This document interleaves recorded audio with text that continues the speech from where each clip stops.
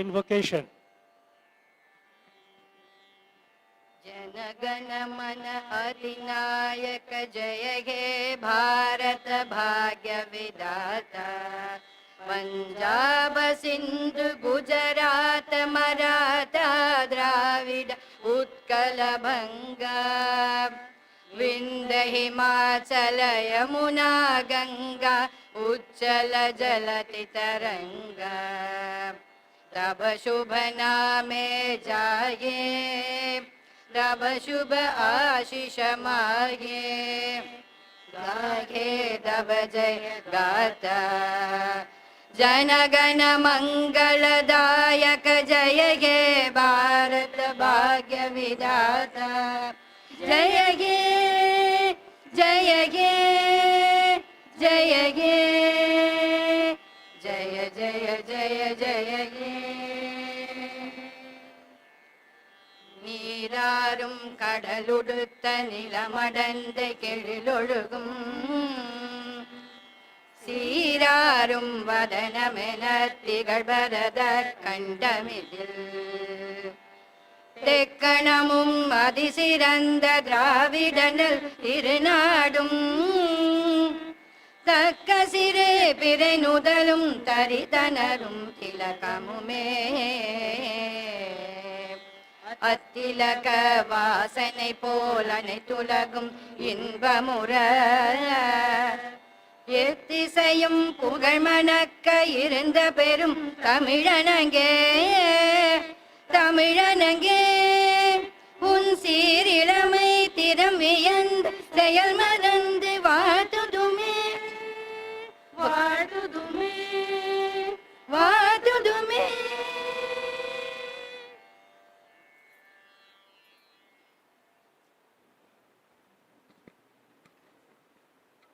I invite the Vice Chancellor to deliver the welcome address and present the report on the academic achievements of the university.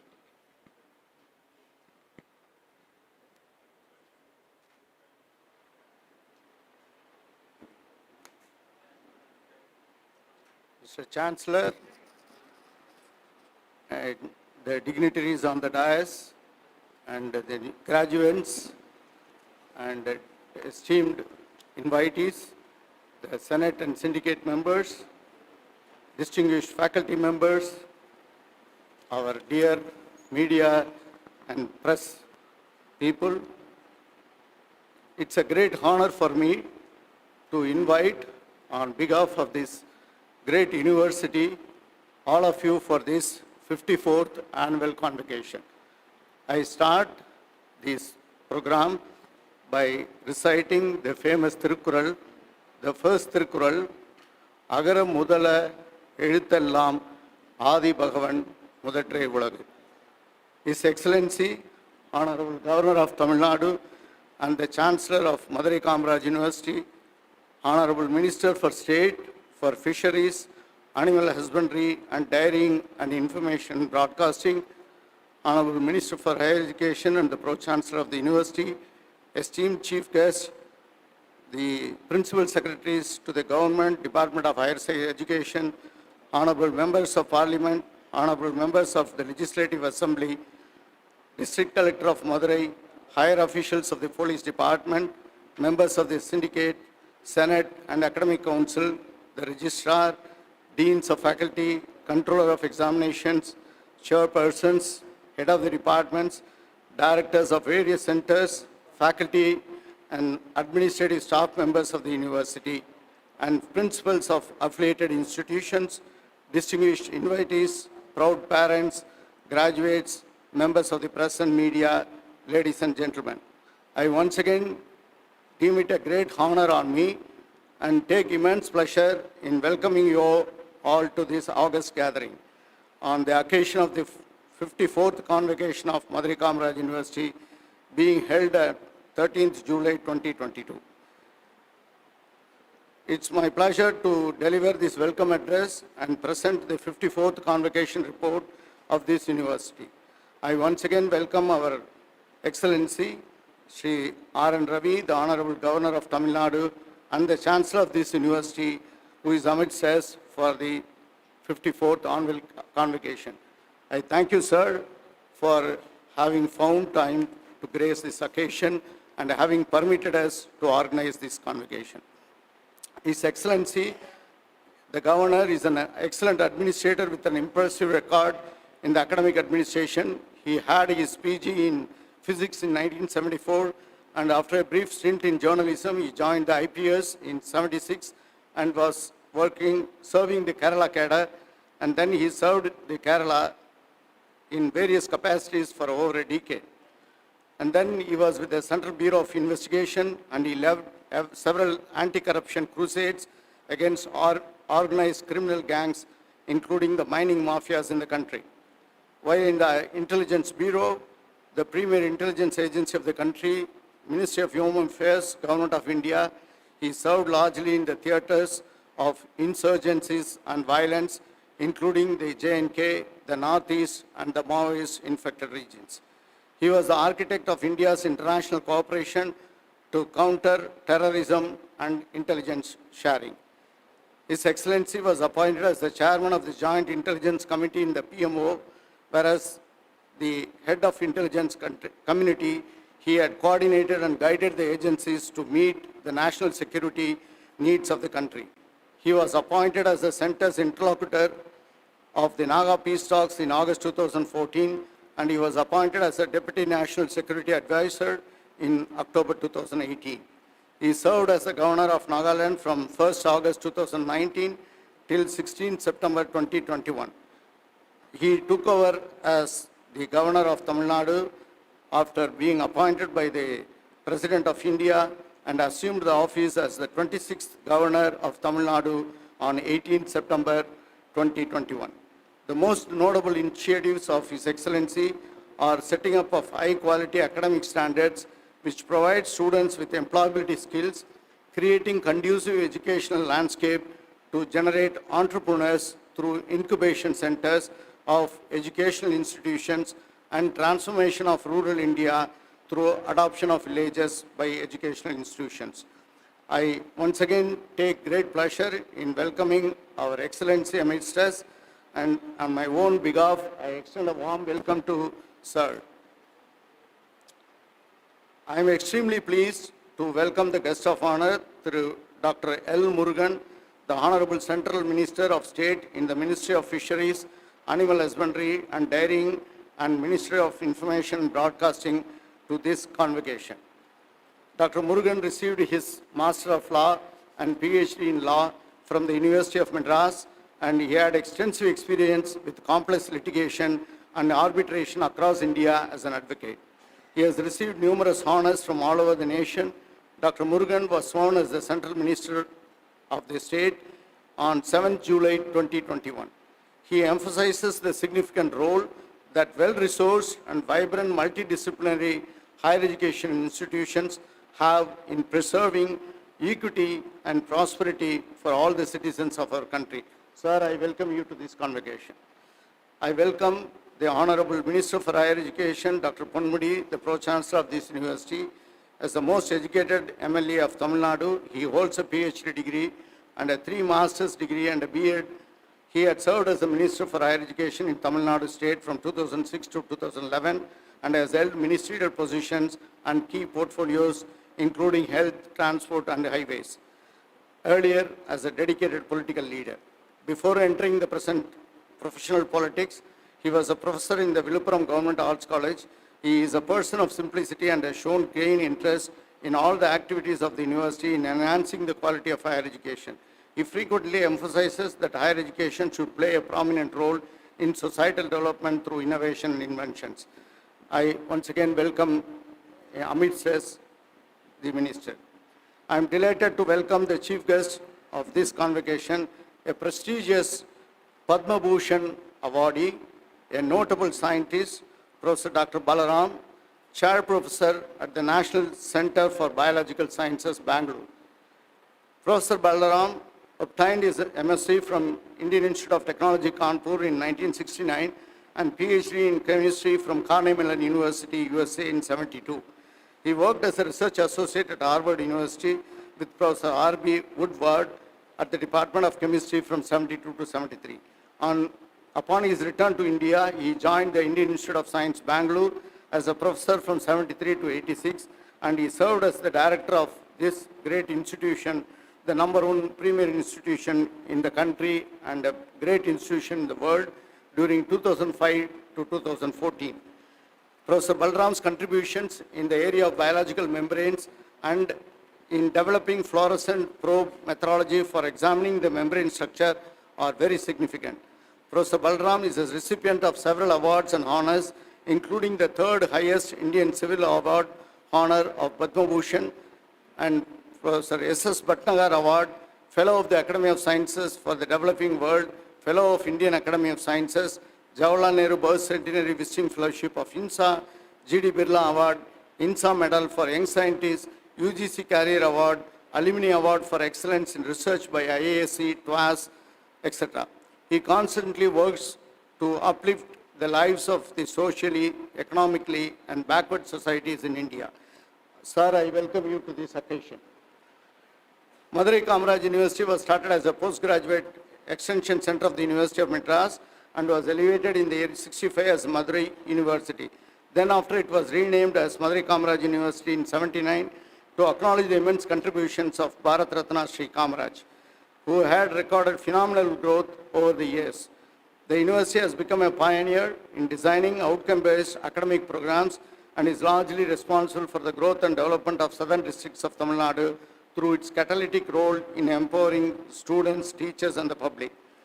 The university was re-accredited by NAAC with the A++ status and a grade score of 3.54 in the year 2021 of March. Presently, the university is in the category #1 amongst the universities of India. The university has secured 63rd rank among the universities in India and 83rd rank amongst 1,657 Indian universities and other institutions under NIRF ranking by the Ministry of Human Resource Development, Government of India. Madurai Kamaraj University has been ranked as the #1 in the state of Tamil Nadu as under the category multidisciplinary program offering university in Tamil Nadu and is placed in the 9th position at the All India level under the same category, and this has been based on a performance evaluation by Education World, a premier magazine in ranking higher education institutions in 2022-23. The university offers 45 postgraduate, 9 undergraduate, 17 certificate programs and other higher diploma and PG diploma programs. The university has a modernized and automated central library with more than 3 lakh books, 15,000 e-journals, 7,000 e-books and 55,000 reference and textbooks. MKU is well connected with an internet of 1 gigabyte per second and a centralized computer facility with more than 300 computers. Separate well-furnished hostels for men and women are available in the campus. In the recent times, we have established a 1 megawatt solar power plant within the university campus with the support of Rural Electrification Corporation of Limited, RECL, New Delhi. RECL sanctioned about 7.25 crores under CSR initiative, and a total of 3,225 solar power panels have been installed. Honorable Chief Minister of Tamil Nadu, through M.K. Stalin, inaugurated the solar power plant on 25th of January 2022. I am pleased to inform, sir, the Madurai Kamaraj University is powered with the solar energy, and the electricity bill of around 7,50,000 per month has been saved in the last couple of months. And this will continue with all the possibilities which we have around this campus.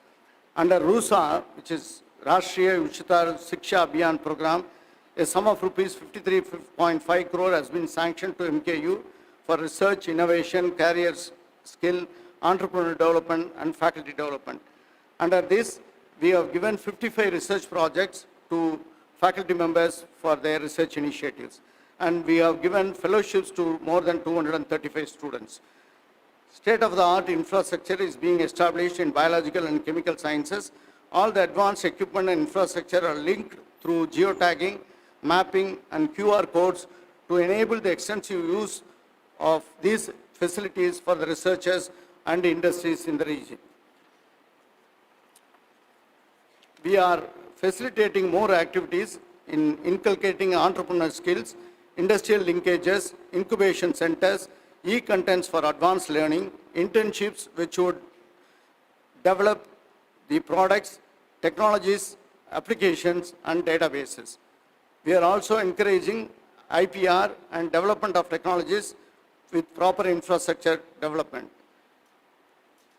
MKU's ancient DNA program is now standing tall amongst all the universities in the state, and it adds a feather to the entire country. We have been able to get a DNA research support from MKU research grant to the tune of 3.3 crores, and with this, and with the help of the Department of Archaeology of the Government of Tamil Nadu, we have collected and analyzed ancient human and animal bones and ancient sediments from the archaeological excavation sites of this state. We are also in collaboration with the Department of Genetics at the University of Chicago. The experimental pipelines to collect the samples from bones and biological remains, isolation of the ancient DNA, construction of the DNA library, sequencing of the DNA, computational genomic analysis of DNA in the context of human DNA, the plant DNA, microbial DNA, and all other computational genomic analysis pipelines have been established, and we are working towards unraveling the history and the agricultural civilization of ancient Tamils. The organic acids and fatty acids from the operating spots also are being investigated by the advanced mass spectroscopy method, and all these analyses are expected to recap the ancient civilization of Tamil Nadu. Centers of excellence in artificial intelligence, machine learning has been established with a grant of 50 lakhs. We are also training graduates with Civil Service Coaching Academy supported by the Government of Tamil Nadu with a grant of 21 lakhs per year. Collaborative programs with psychosocial care during COVID-19 has been one of the pioneering programs of this university. The Revenue and Disaster Management Department, Government of Tamil Nadu, has sanctioned rupees 59.5 lakhs on 8th October 2021 under the capacity building component of the State Disaster Response Fund to conduct collaborative training programs related to COVID-19, to train and have activities by 248 program officers, 992 community first responders, 24,800 NSS volunteers. MKU swung into action in the first week of April 2020 during the intense lockdown period by training 30 trainers on psychosocial care during COVID-19 and trained, as I said, 2,500 NSS volunteers to provide first aid in this national mission. There is no other country in the world which has been able to stand tall in the situation of this pandemic. All of you know we were the only first country, even today if you see European nations have this COVID-19 situation and they are combating it. But we are the first nation to have vaccinated such a large population almost 2 times. So I really take pride in standing before you as a citizen of this country. Schools with special status have been conferred by UGC, and this has given us a lot of funds and has given us provisions to establish state-of-art facilities at various departments and centers of excellence. Sir, I submit unto you, the university have been embarking on various research projects supported by various national funding agencies that includes BRNS, ICAR, SCRB, DST, UGC, and ICSSR, etc. Currently, 7 faculty members have been effectively engaged in the enthusiastic research activities under the prestigious senior faculty program as INSA Fellow, UGC BSR Faculty Fellow, DAE Raja Ramanna Fellow, and ICSSR. We are only among the first group to have such large recognition in the state of Tamil Nadu. A total of 6,456 research articles have been published in Scopus Index journals with a H index of 200. Process of biological sciences and biotechnology, chemistry, etc. have got several research fellowships, and the prestigious DST Inspire Fellowship has also been awarded to our research scholars. 19 faculty members from different departments of our university have been awarded several fellowships to organize programs at the national and international level. Students have also won the Azadi Ka Amrit Mahotsav program, Creative Minds of Tomorrow competition, which was held as a part of the 52nd International Film Festival of India to select some of the creative talents across the country. I just, for want of time, quickly summarize a couple of points. The one we have created as an excellence is another feather to this university is the Biosafety Level 3 laboratory, which has been established with the DST PERS program at a cost of rupees 75 lakhs. UGC scheme for transdisciplinary research for India's developing economy, which is termed as STRIDE, was granted to the university for 1 crore, and we are in full operation of this activity. We have also automated and driven e-governance in a mode of enterprise resource planning, and under this program, we are doing the admissions for the distance education. Samarth, which is another national initiative by the MHRD, we are part of this in order to admit students in ODL, Open Distance Learning Program, and so far we have done about 800 registrations within a very short span of time, something like 10 days. Dr. TPM Library has been enriched with a lot of digital books, and we have also gone global by accessing research database under Scopus, and we are also procuring the IPR database in order to make patent rights. We have about 1,243 rare books in Tamil and English literature, and these were published about 60 years ago, including palm leaves with the support of Directorate of Public Libraries, Tamil Nadu. NSS and Ribbon Club activities received a sum of rupees 26 lakhs to accomplish social activities and conduct special camps. Sports activities have been one of the forefront of this university, with the student getting very high recognition in the Kalo India program. We have also conducted the 15 days yoga training program during 21st April to 2nd June 2022, and on 21st June 2022, we conducted a mega event in this same hall. Green Initiatives has been one of the very pioneering programs of this university. Dan Foundation and HCL Computers have joined hands with Madurai Kamaraj University, establishing sacred groves, including Kadamba trees, with a landscape of 14 acres at MKU campus, and a neem forest has been created by planting 4,300 neem saplings within the campus. The recent initiatives at MKU, I quickly summarize: introduction of 6 undergraduate programs, PG diploma and BO courses in agriculture and marine activities. Tamil language will be taught to non-Tamil speakers in the campus. This is one of the very pride activities I should make a mention of. French, German, Japanese languages will be offered to all the students of this campus from this year. Academic mentorship program has been included so as to enrich our faculty members, research scholars, and students to take a lead in frontline research activities. We have also established a distinguished fellow or a distinguished professor chair to the extent of 15 numbers to promote excellence and to take up initiatives in frontline research by obtaining not only national grants but also international funding and collaboration. We are also introducing a colloquium of lectures by experts in a span of every 2 weeks. 2 major proposals worth around 20 crores have been submitted for funding under Kalo India program to establish state-of-art indoor stadium and a world-class synthetic track facility. A consortium of universal research erudition, a great coined word by our registrar, Dr. Sivakumar. iCure will be established in the campus with interactions between not only the faculty members but also institutions in and around Madurai, including Aravind Eye Hospital, Velammal Medical Institute, Tata Bioinformatics Groups, and the AMTs at Visakhapatnam, ISRO, Indian Institute of Science, International Center for Genetic Engineering and Molecular Biology, New Delhi, and we are also roping in institutions from Italy, Germany, Japan, US, France, and England. We look forward to getting funds from various organizations, including the DST's GLUE program. Certificate courses related with gold and jewelry, initiated with relevant industries.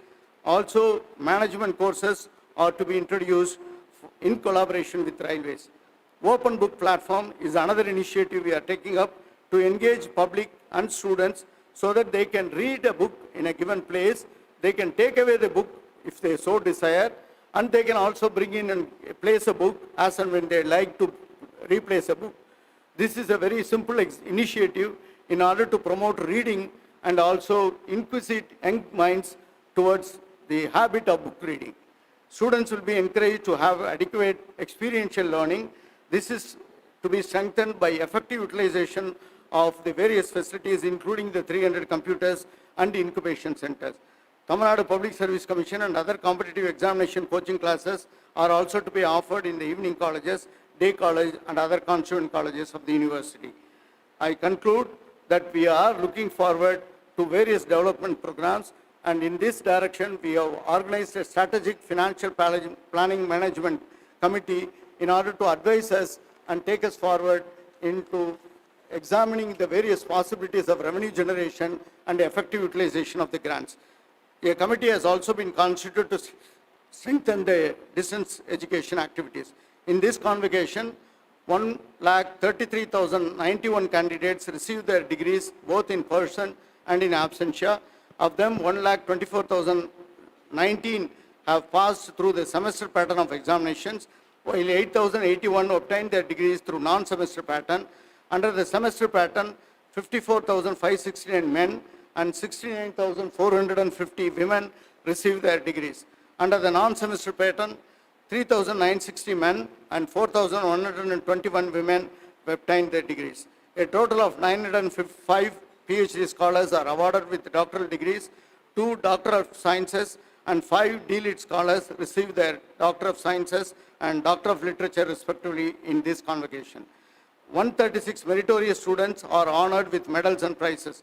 I take this opportunity once again to thank our Honorable Governor, the Honorable Minister, our distinguished invitee, and the chief guest of today's program, Professor Balaram, for their presence here on this great important convocation.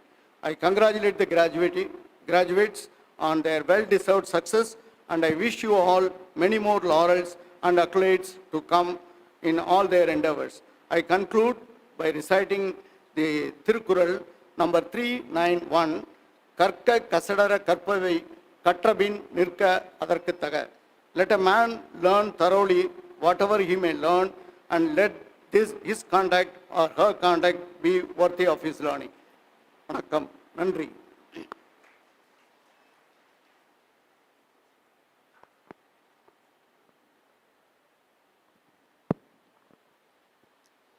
This convocation of the Madurai Kamaraj University has been called on to confer the degrees and diplomas upon the candidates who in the examinations held for the purpose have been certified to be worthy of the same.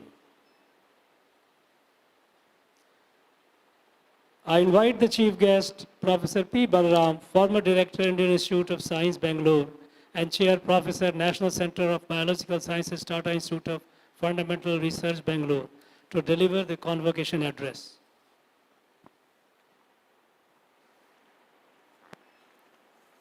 Honorable Governor of Tamil Nadu and Chancellor of the Madurai Kamaraj University, the Honorable Minister for Higher Education and Tamil Nadu, Government of Tamil Nadu and Pro-Chancellor, the Honorable Minister for State for Fisheries, Animal Husbandry, Information and Broadcasting of the Union Government, who is here as a special guest, the Vice Chancellor, Professor Kumar, faculty and students of Madurai Kamaraj University, and most importantly, the class of graduating students and their families and invitees.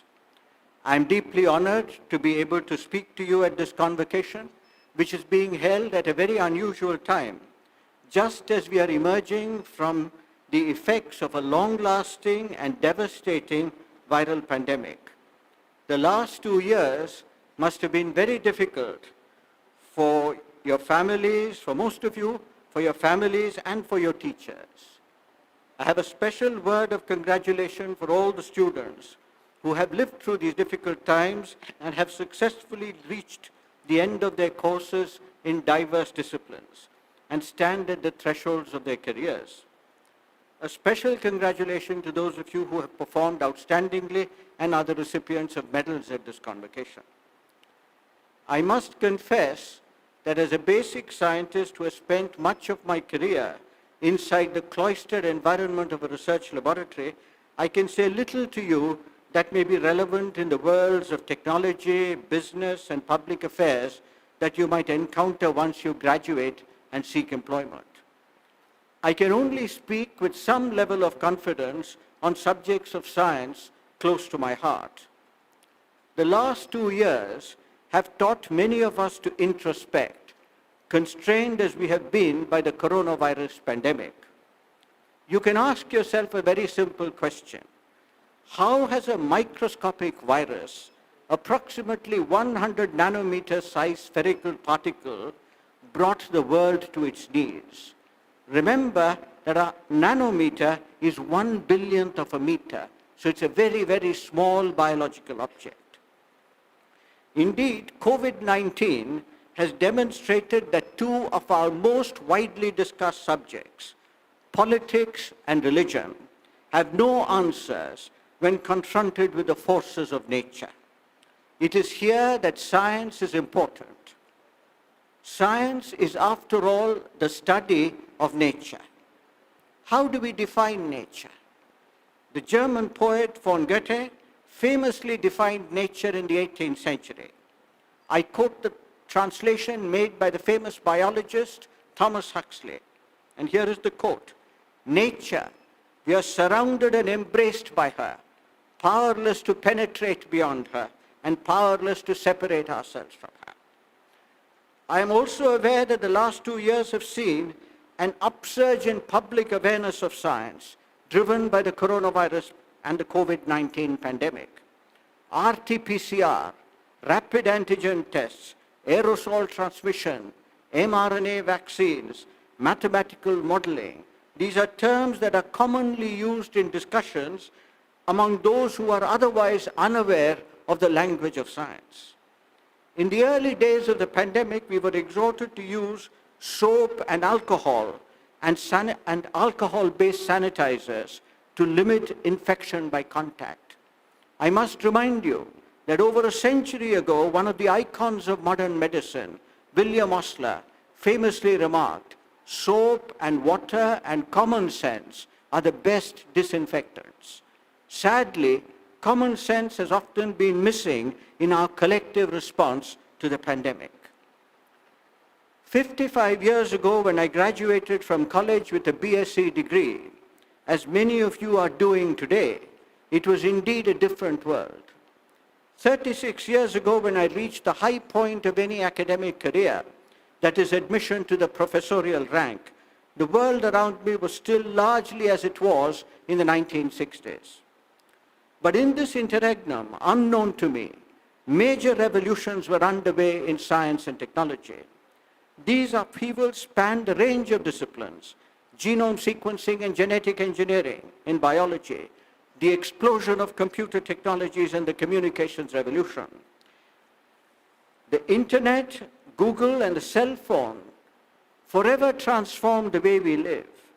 These technological breakthroughs rested on fundamental advances in physics, chemistry, biology, material science, mathematics, and computer science, often the results of decades of painstaking research. Rarely were they the result of that blinding flash of insight that often makes science glamorous from the outside. You think of gene sequencing technologies. Reflect on the lithium battery so central to our lives. Without the lithium battery, none of you will have the cell phone in your pockets. The electronic processes that drive all your devices and many more, and you will realize that science and technology are inseparable. Even the seeds of Google's PageRank algorithm can be found in the scientific literature of the 1950s, when Eugene Garfield laid the foundations for the web of science, ushering in the age of scientometrics. He wrote a famous paper called Citation Indexes for Science, a new dimension in documentation through association of ideas. He anticipated the scientific revolution, the computer revolution, and Google by many, many years. The long investments in basic research are best done with public funds. It is important that governments across the world take the long view of science, an approach that is indeed difficult in times of floundering economies. Captains of industry driven by the imperatives of corporate progress will generally be cautious in investing in basic research. Even private philanthropists in India would be disinclined to support an activity whose benefits are not immediately apparent. While much of basic research is carried out in universities, it has been distressing over the decades to watch the decline of our universities as centers of scholarly activity. A debilitating decline which also affects the quality of education that is imparted to students who pursue degrees. Even as I prepared this address, I received an invitation to attend a book release by the Chief Minister of Tamil Nadu 2 days ago.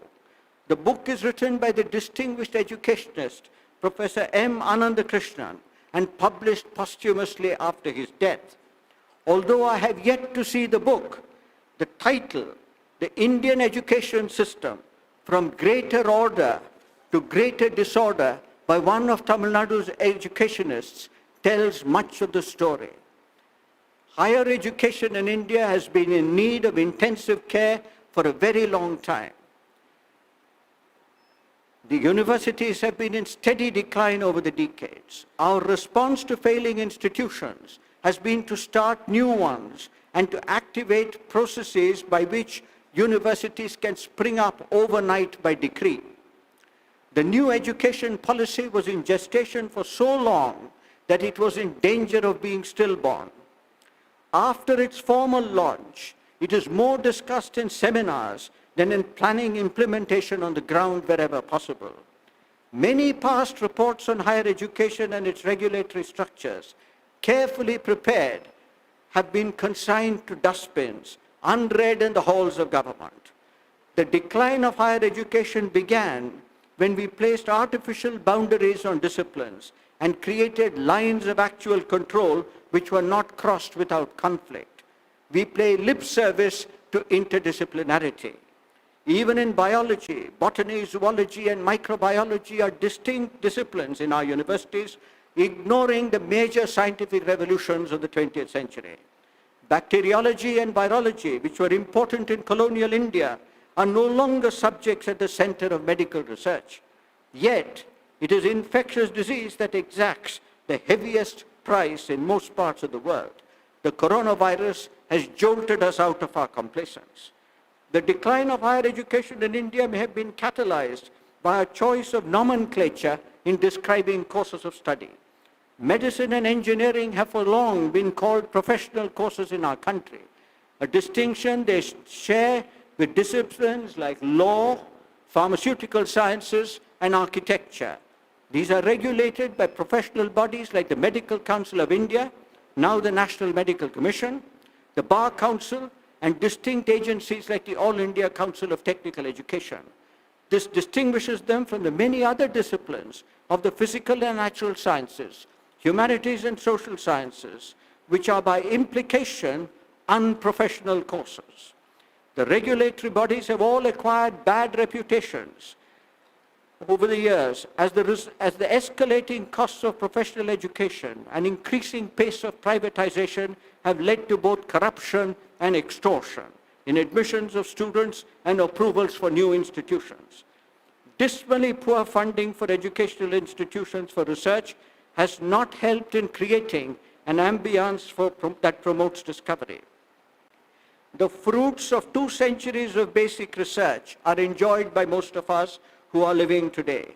It is technology derived from scientific advance that permits us to enjoy longer lifespans, greater comfort, and instant worldwide communication.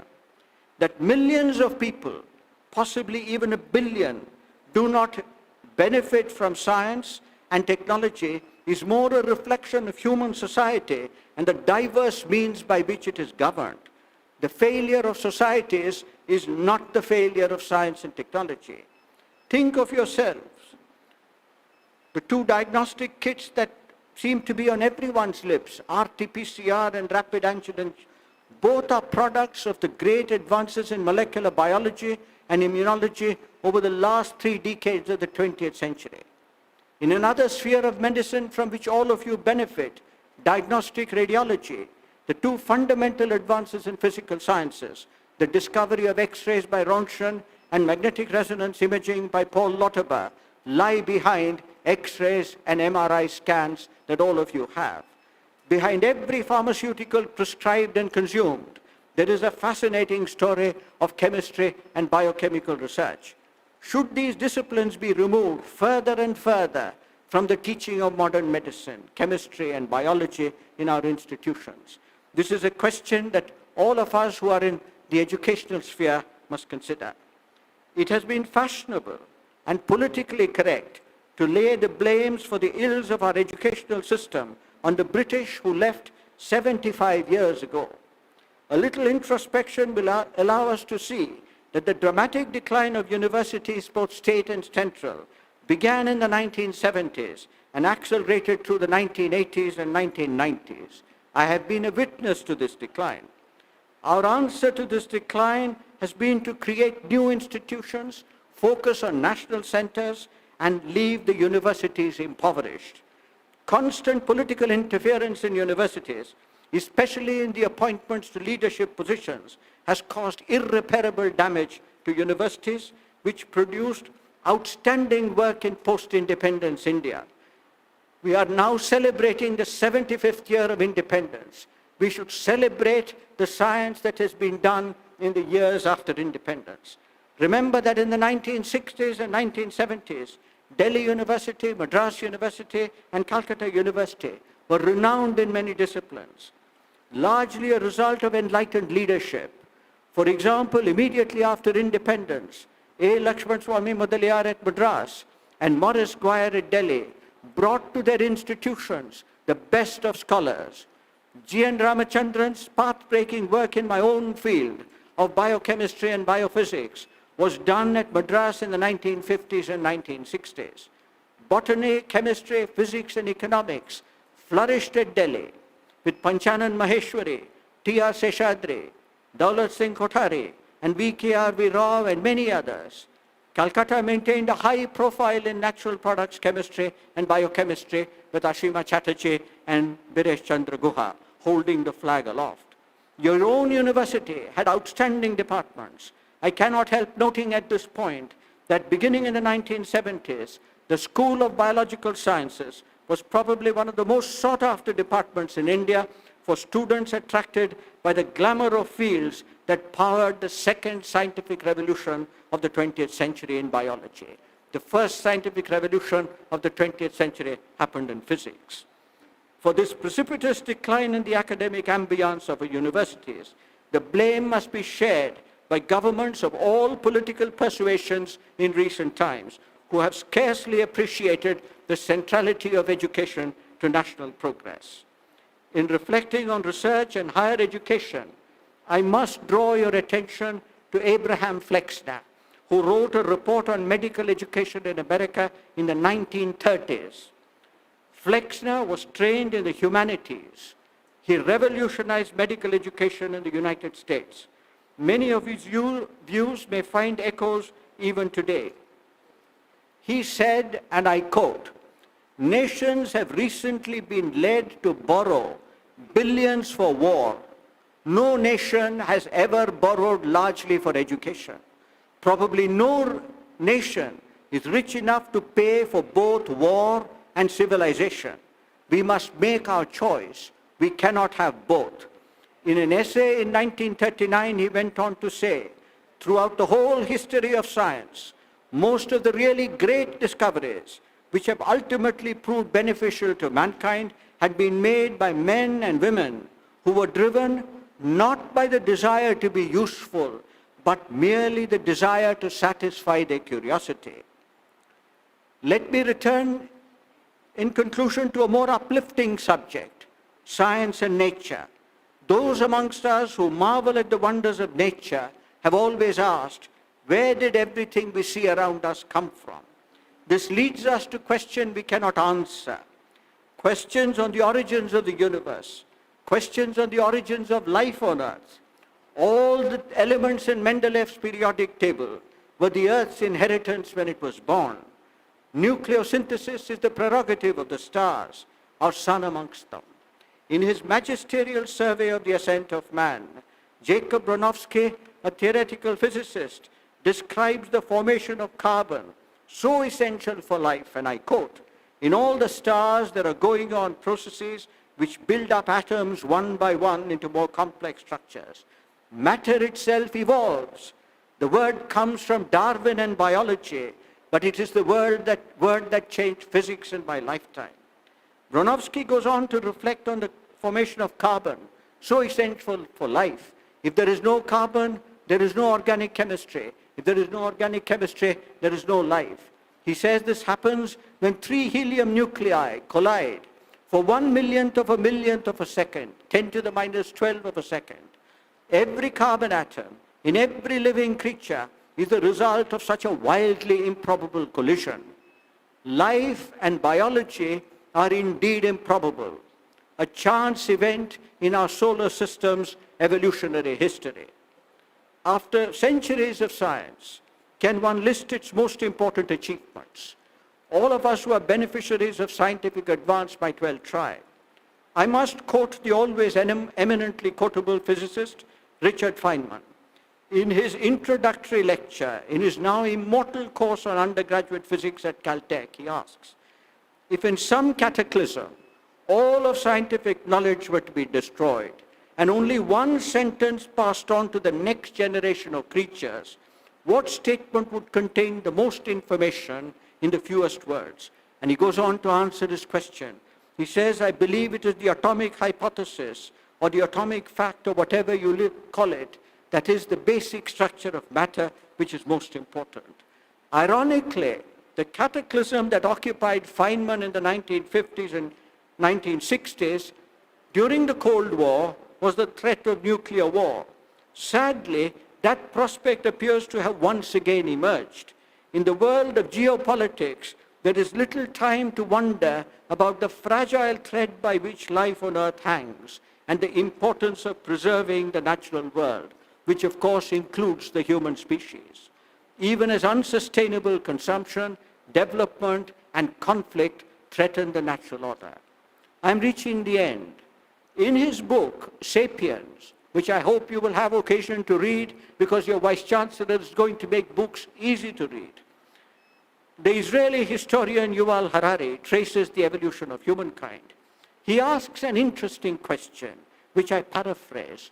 When in the course of human evolution does human behavior begin to disregard the biological imperatives that dominate animal behavior and become increasingly influenced by recent history? In Harare's words, the cognitive revolution is accordingly the point when history declared its independence from biology. When did history declare its independence from biology? It is when human beings invented agriculture and formed stationary societies. As long as human beings were hunter-gatherers, they were exactly a part of the animal world. Biology and human development are intimately connected. He then says, the immense diversity of imagined realities that sapiens invented and the resultant diversity of behavior patterns are what we call cultures. Once cultures appeared, they never cease to change, and these unstoppable alterations are what we call history. He goes on to add, from the cognitive revolution onwards, historical narratives replaced biological theories as our primary means of explaining the development of Homo sapiens. To understand Christianity or the French Revolution or very old Indian history, it is not enough to comprehend the interactions of genes, hormones, and organisms.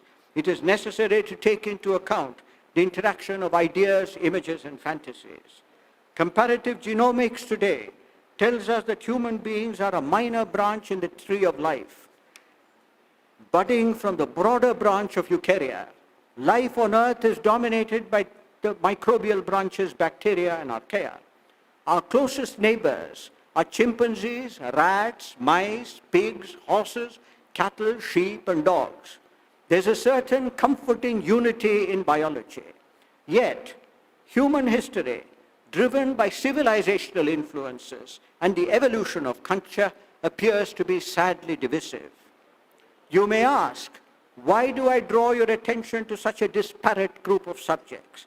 It is because of the environment, climatic, social, and political, in which we live today.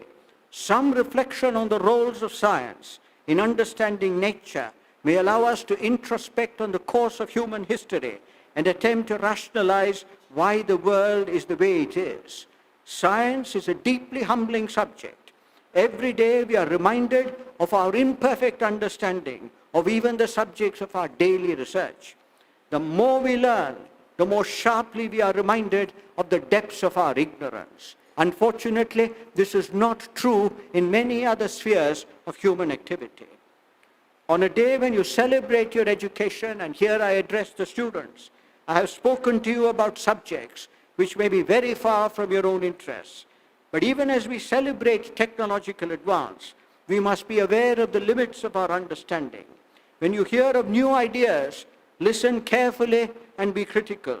Universal panaceas for all the problems that we face today are not likely to be found in the near future.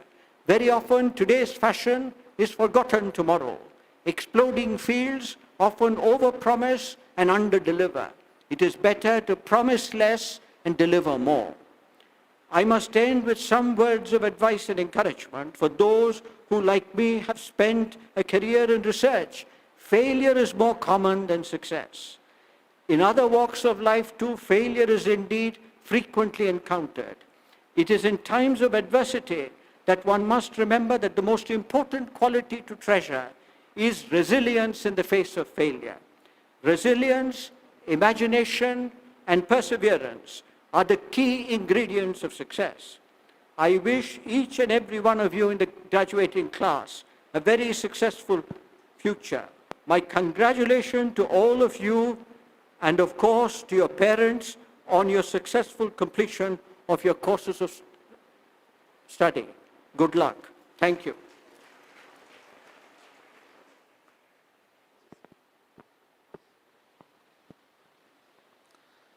I invite Dr. L. Murugan, the Honorable Minister for State Ministry of Fisheries, Animal Husbandry and Dairy, Ministry of Information and Broadcasting, to deliver the special address.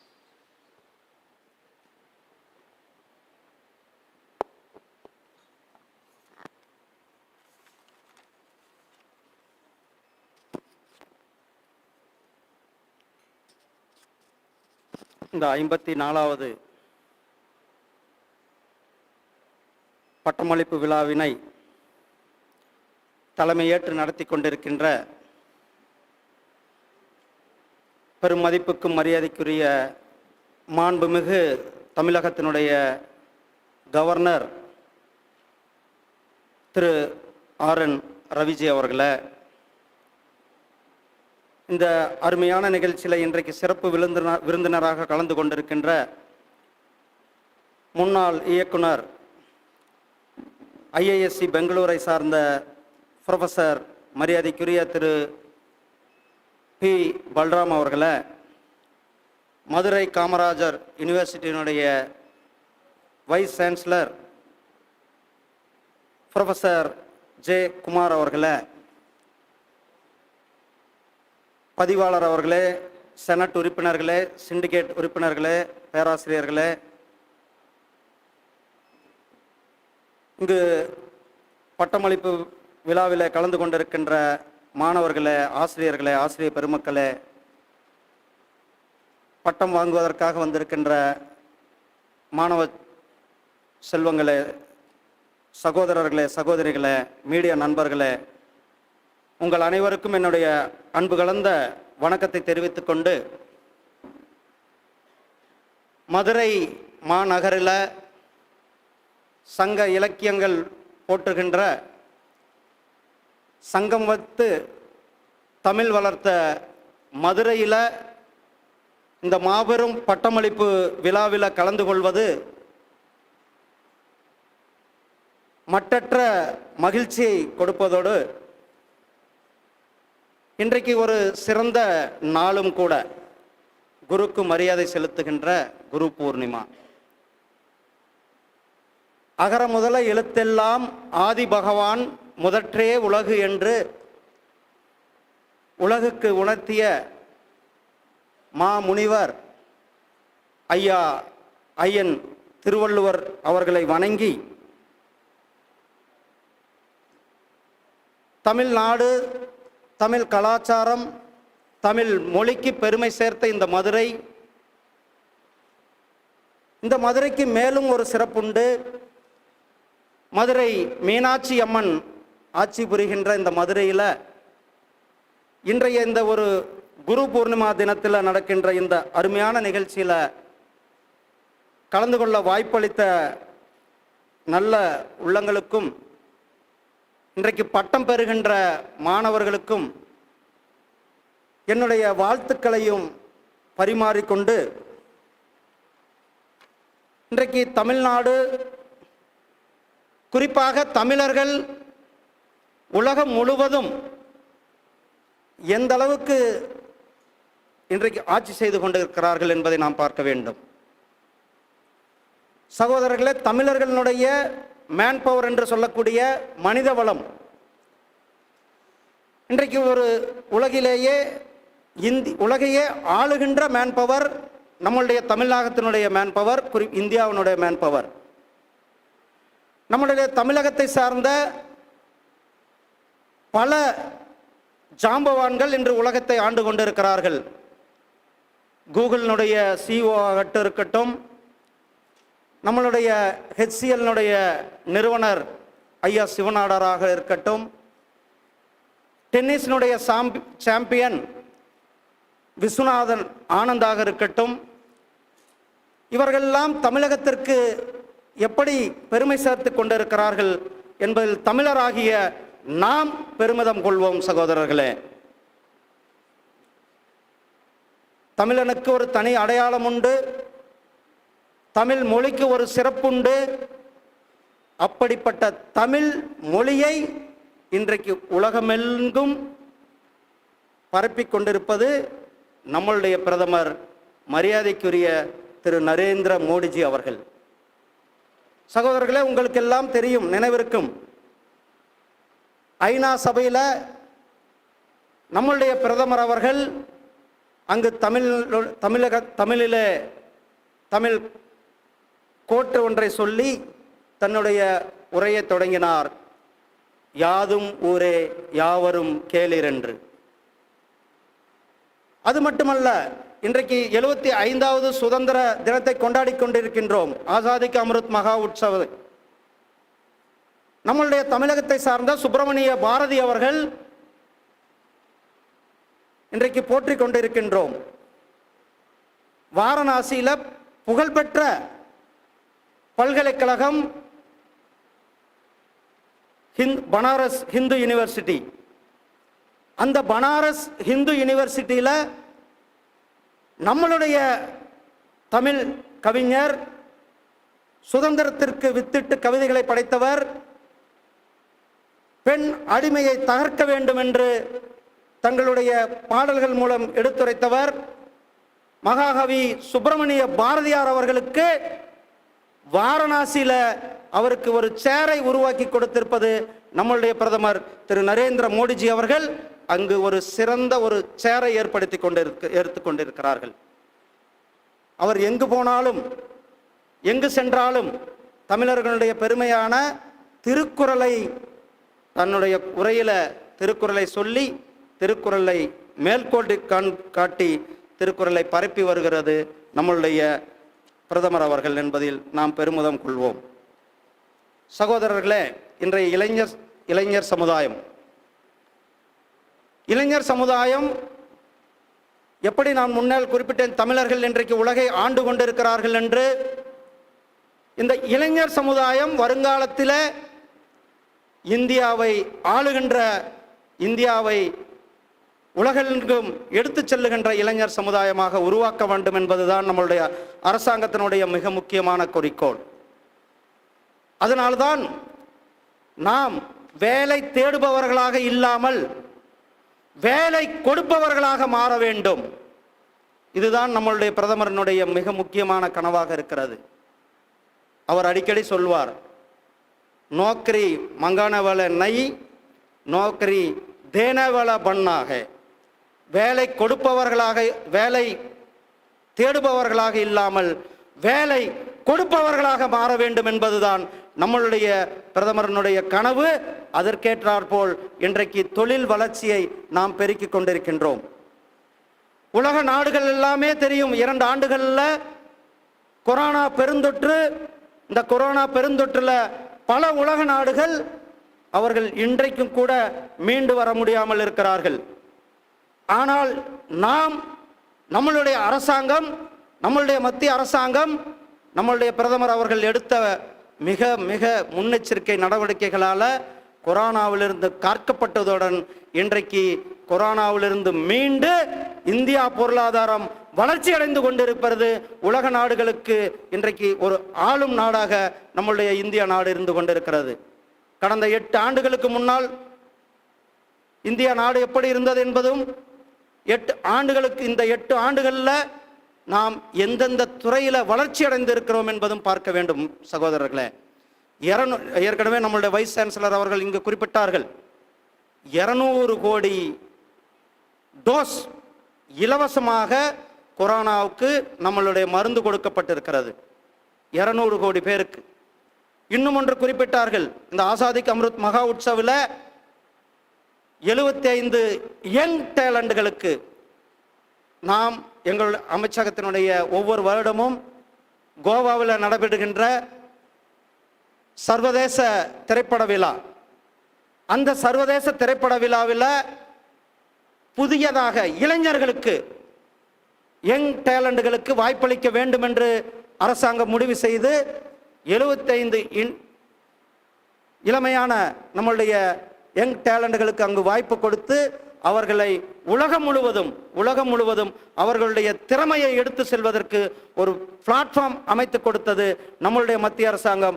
நம்மளுடைய மதுரை காமராஜர் யூனிவர்சிட்டியை சார்ந்த மாணவர்களும் அதில் பங்கு பெற்று இன்றைக்கு அவர்கள் அதில் தேர்ந்தெடுக்கப்பட்டிருக்கிறார்கள் என்பது இந்த யூனிவர்சிட்டிக்கும் அந்த இன்டர்நேஷனல் ஃபிலிம் ஃபெஸ்டிவலுக்கும் மிகப்பெரிய பெருமையை சேர்த்து கொண்டிருக்கிறது சகோதரர்களே.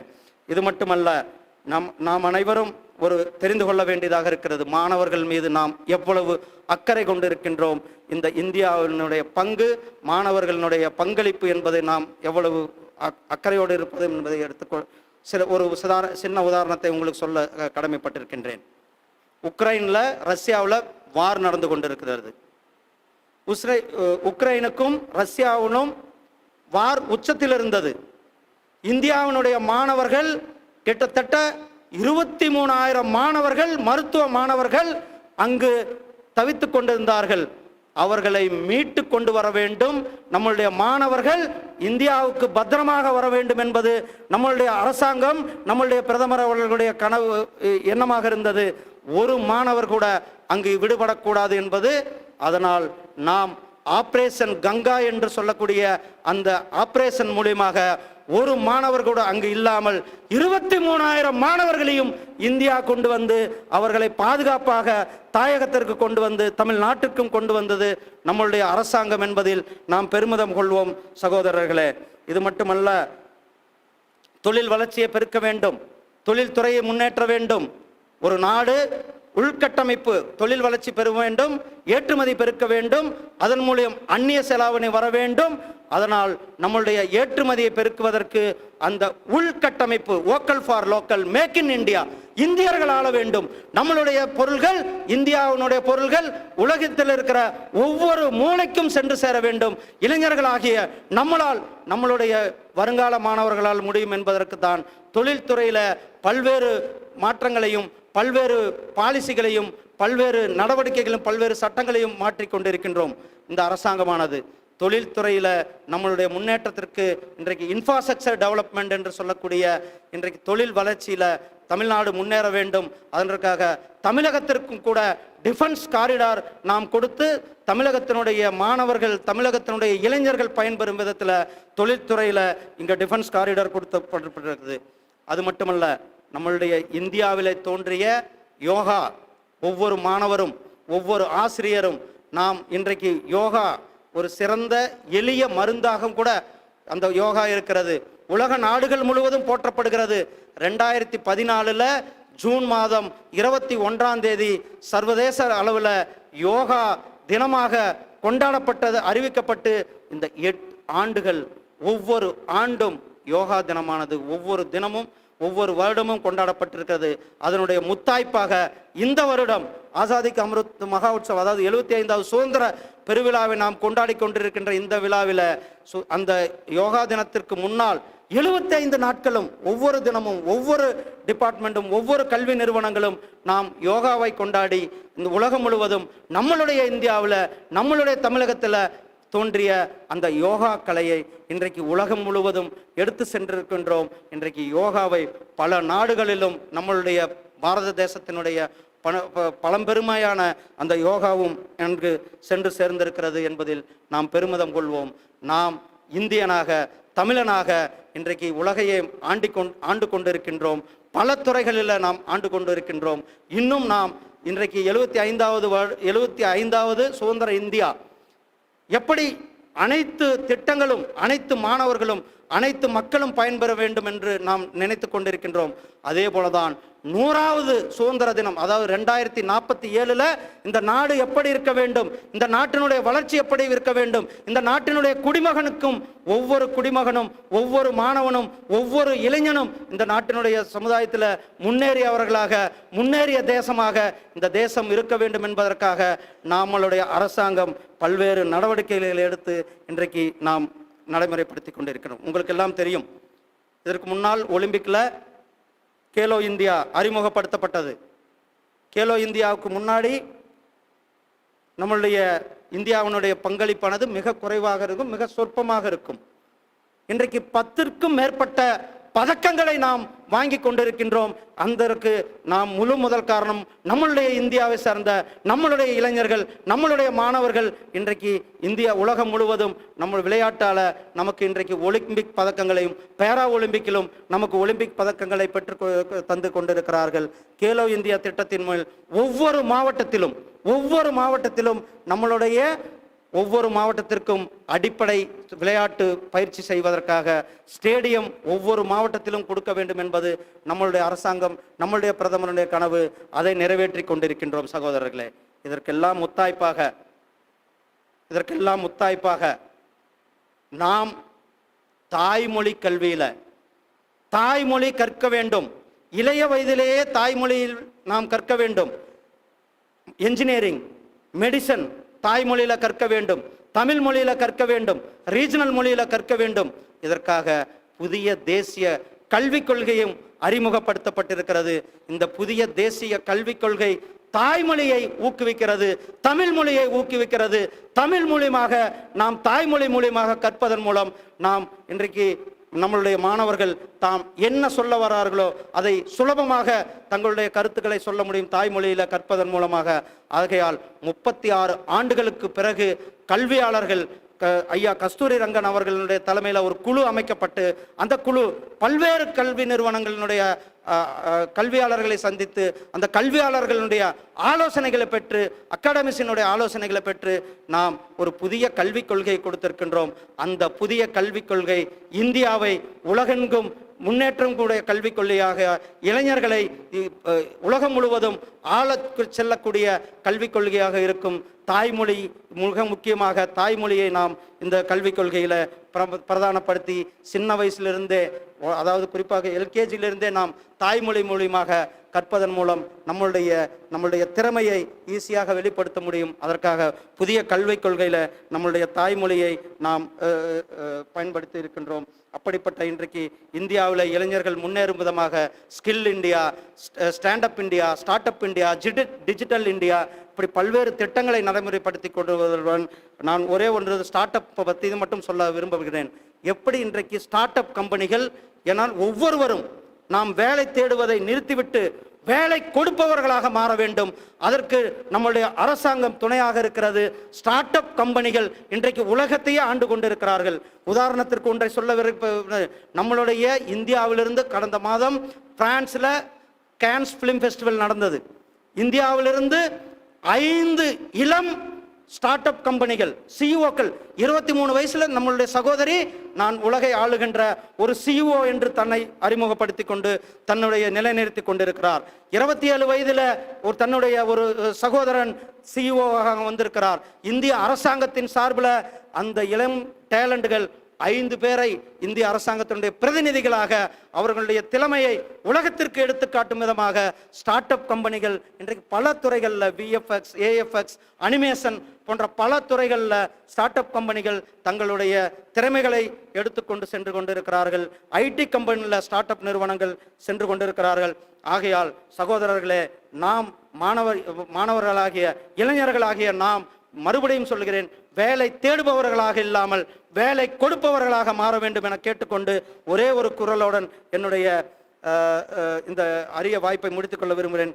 கேடில் விழிச்செல்வம் கல்வி ஒருவருக்கு மாடல்ல மற்ற எவை ஒருவனுக்கு அழிவில்லா சிறந்த செல்வம் கல்வி செல்வம் என்ற நம்மளுடைய திருவள்ளுவர் ஐயா அவர்கள் கூற்றோடு உங்களிடத்தில் விடைபெறுகிறேன். நன்றி, வணக்கம். ஜெய்ஹிந்த், ஜெய் Bharat.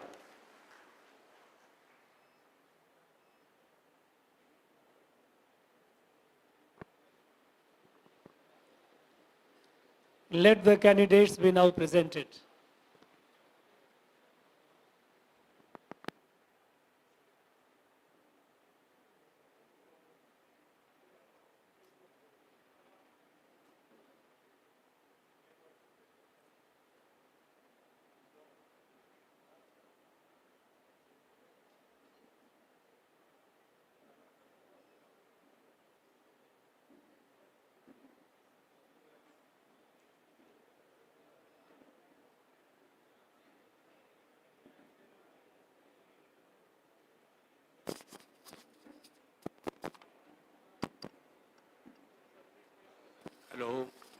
Hello.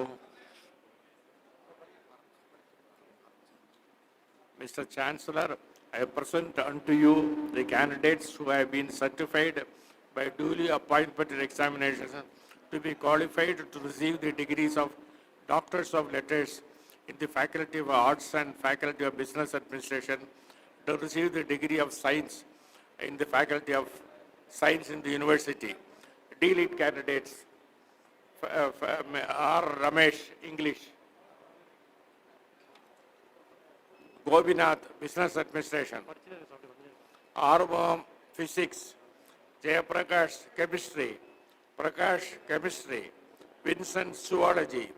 Murugesan, Environmental Science. PhD candidates. Amuda, Mathematics. Anbarasi, Mathematics.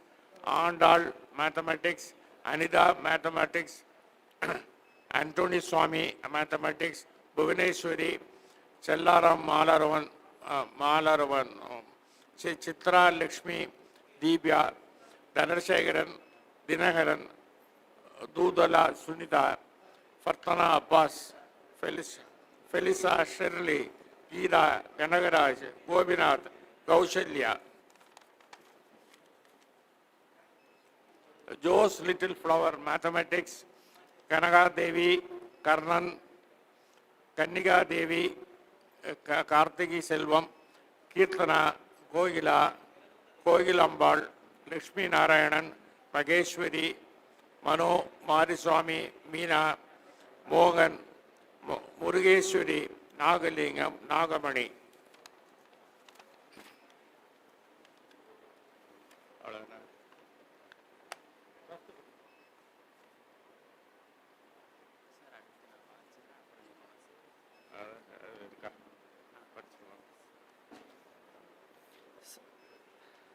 Narasimhan and Narmata, Natraj, Nitya and Pandikumar, Batmini Devi, Potiraj, Prasanna, Prem Kumar, Rajiv Gandhi, Rambobdi, Ram Kumar, Rengarajan, Shanti, Saranya and Selvam and Senthil Kumar, Sekala Jimya, Shanmuga Vadivelu, Shyamala, Sivakumar and Sripriya, Subhatri, Syed Ibrahim, Tenmuli, Valli and Valli Rani, Vasanti and Vega, Veeramani, Venkateswaran, Vidya Santi and Vimaleshwar, and Vinod, Abhirami and Amudavalli, Anandi and Ananti, Arya Nachyar, Arogya Mary, Arogya and Arun Jeswari, Azima Basu, Asha and Balalakshmi, Balachandar and Balakumari,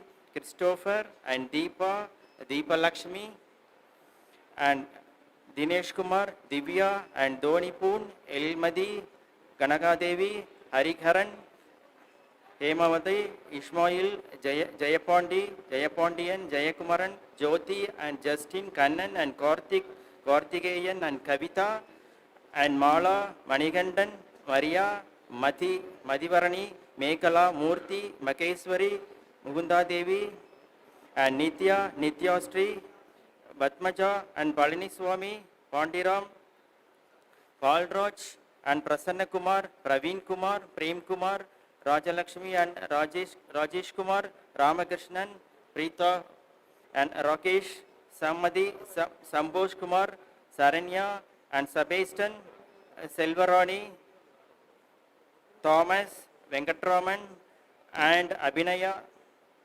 Akila, Alphon, Amarnath, Anandan, Anbudurai, Anbu, Archana, Arul, Arumugam, Archana Devi, Balaji, Prasanna and Chinnamani, Chinnan Kumar, Deepa and Dhanalakshmi, yes, Hema Kalyani, Hemalata, Jabil, Jayanti Kalyani, Gina Thomas and Jeevalata, Jayastri, Kandaswamy,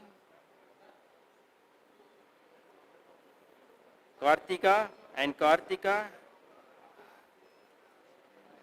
Krishnaveni, Kumaresan, Lakshmi and Mathura, Mahalakshmi, Mageshwaran, Mariammal, Marimuthu and Mohammed Muthu, Muthuramalingam, Nagarajan, Nagaraj, Nandakumar, Neela Devi, Pandiyarajan, Porkodi, Prabhakaran, Pradeep Kumar and Praveen, Priyadarshini, Priyanka, Raja and Ramasubramanian, Sabaridan, Sadasivam, Shakti, Sakti Vadivel, Shankar and Saravanan, Satish Kumar, Satya, Shanmugapriya, Sheikh Maidin and Shyalaja, Sivabharati and Subramanian, Sumatra and Thamarai Chelvi, Velammal, Venkatesh, Vijayakumar, Anbarasan, Ayyappan and Ilamati, Jia Sebastian, Kamal Raj, Mahalakshmi, Makeshwari, yes, Manikandan P and Maniraj, Madhipriya, Mohan and Nikesh, Bhagyaraj, Ponraj, Ramesh, Sarguna Sundaram, Selvarani and Sri Vadivel, Suresh, Uttarapandi, Varadaraju, Venkateswaran and Alagu Murugan, Chitra and Dhanalakshmi.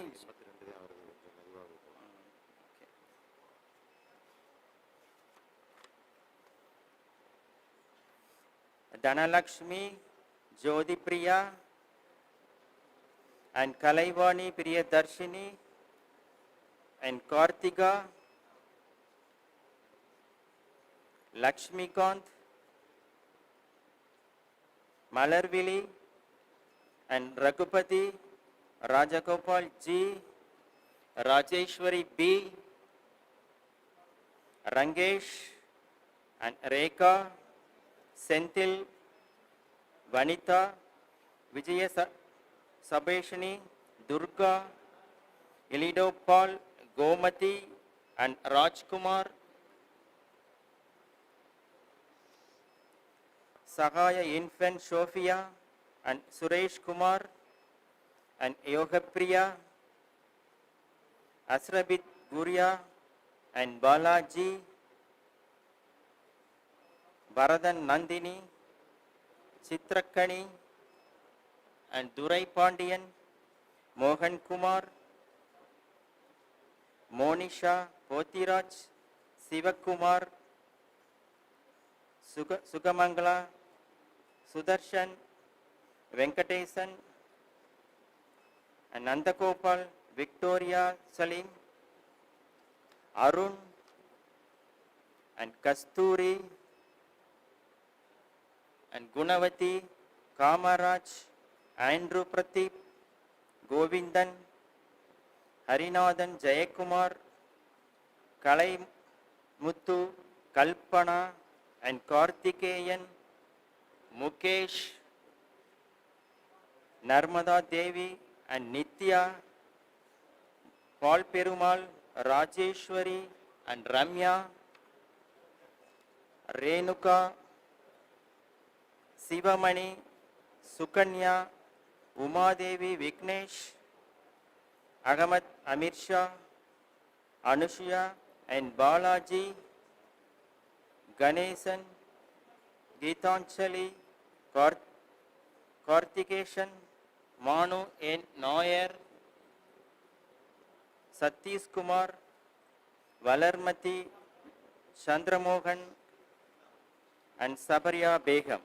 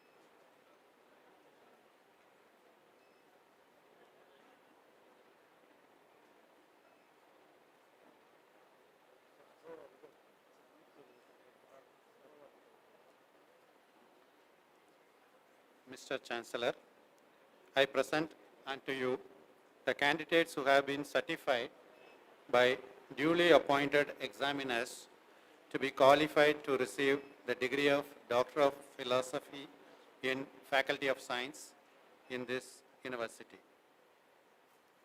Pungodi S.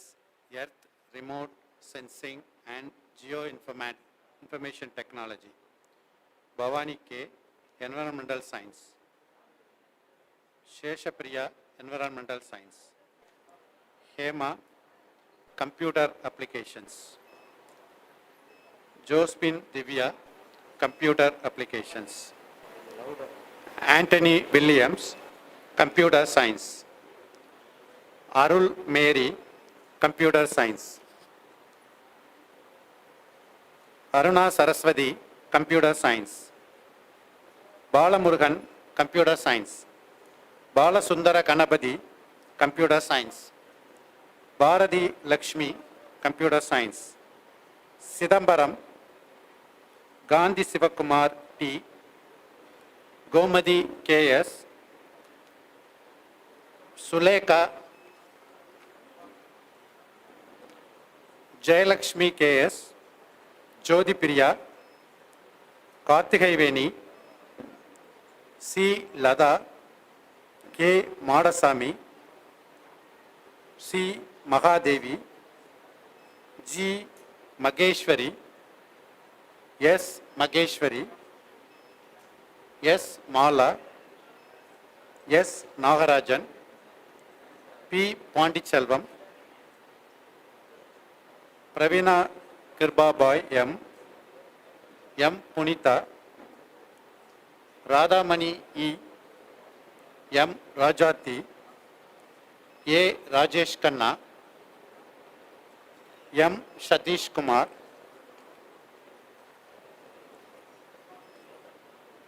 S.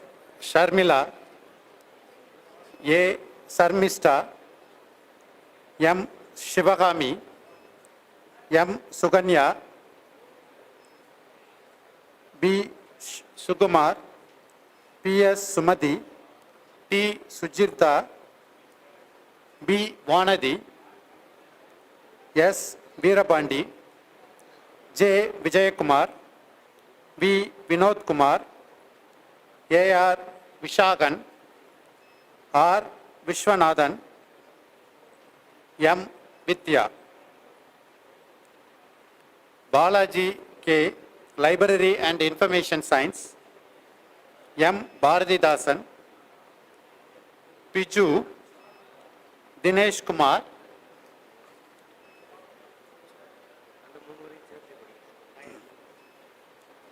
I present you the candidates who have been certified by duly appointed examiners to be qualified to receive the degree of Doctor of Philosophy in the Faculty of Science in this university.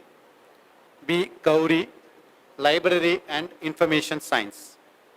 A. Kalpana, Library and Information Science. J. Kavidanjali, Library and Information Science. C. Lakshmi, Library and Information Science. A. Lakshmi Narayana, Library and Information Science. S. Mangair Karasi, Library and Information Science. Matthew Stephen, Library and Information Science. M. Muttumani, Library and Information Science. N. Selvi, Library and Information Science. Shamala Mazumdar, Library and Information Science. Singaravelu B. Library and Information Science. Serena, Library and Information Science. Sujata C. Library and Information Science. Sumati S. Library and Information Science. Vasudeva Rajalada, Library and Information Science. Vijayakumar C.S., Library and Information Science.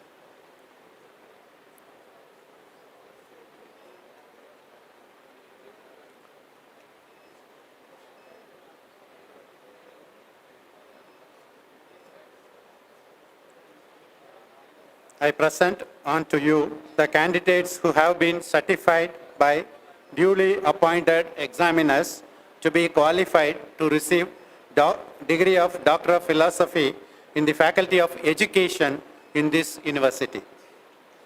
Abhirami M. Anand A. P. Baby. J. Bala Brahmadevi. S. Geeta Rani. A. Javid. A. Gerald Nanarathinam. K. Kalaivanan. V. Krishnaveni. D. Murugesan. C. Muthukrishnan. P. Niranjal Kumar. Noel Stephen. M. Parvadambal. B. Radhakrishnan. K. Ramaraj. B. Suganya.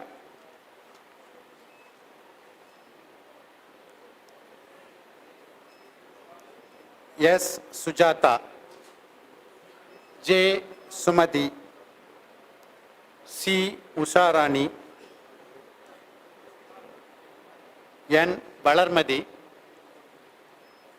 V. Anbukumaran, Physical Education. Darwin Angels, Physical Education. Kala P. Physical Education. M. Karthik, Physical Education. M. Kubendran, Physical Education. K. Manigandan, Physical Education. C. Mutturaja, Physical Education. Mr. Chancellor, I present unto you the candidates who have been certified by duly appointed examiners to be qualified to receive degree of Doctor of Philosophy in the Faculty of Commerce in this university. Agina Barvin, Commerce. Akhila Rani.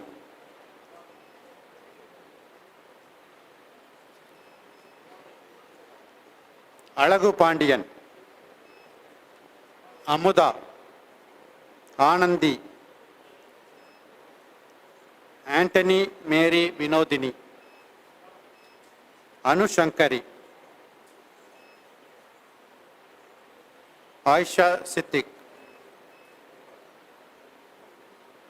Babu Franklin. Babu Kannan. Bhairavi. Bhanupriya. Bharati Rajan. Chitra. Chitra Devi.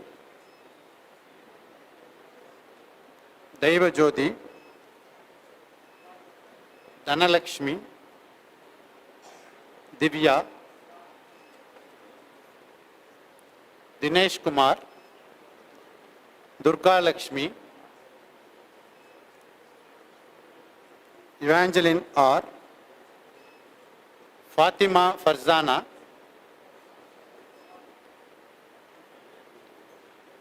Gayatri Devi.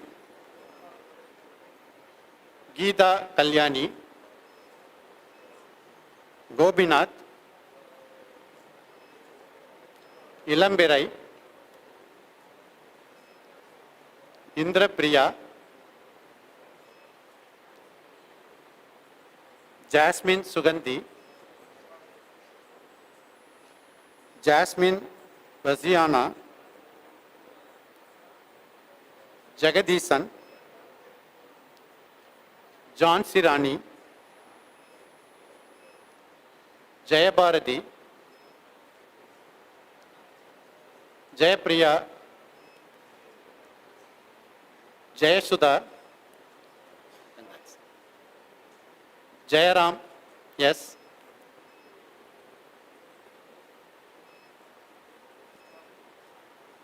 Khaja Mohideen M. Kamatchi Revathi, Kanmalar, Karthika, Karthikayini, Kasi, Kavitha, Kiran Judy, Kumaresan, Latha, Lavanya, Maheswari R, மகிமா, Mangalam, Maria Nisha, Mary Vinora Mercy, Meenakshi, மா Yadav, Mohammed Isaac, Mohammed Abdulkar Siddique, Muruganandam,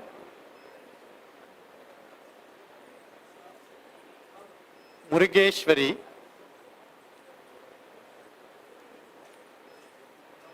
Muthu, Muthuselvi,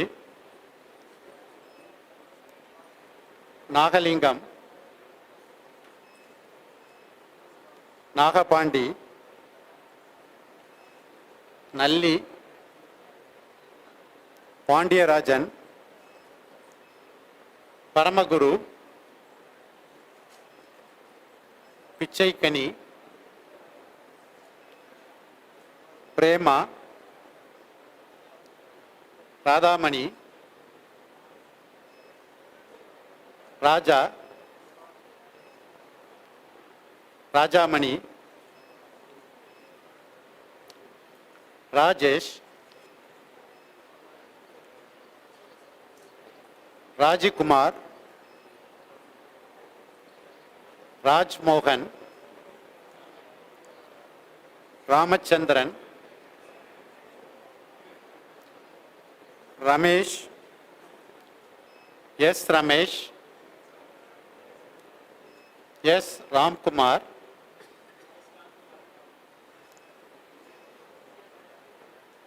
Radhika Kathirvelraj, Rangeswari, Richie Richardson, Sathya Princy, Sakthi Kumaran, Sameena, Saranya, Saraswati,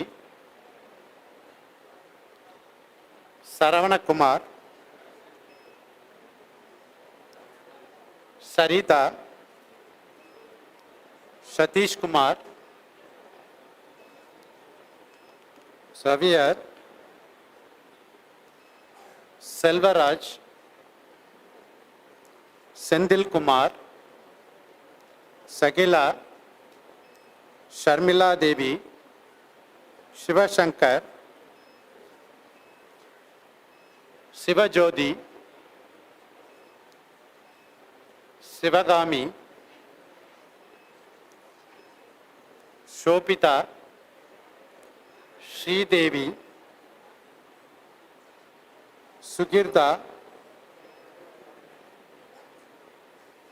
Sundar, Swarnalatha,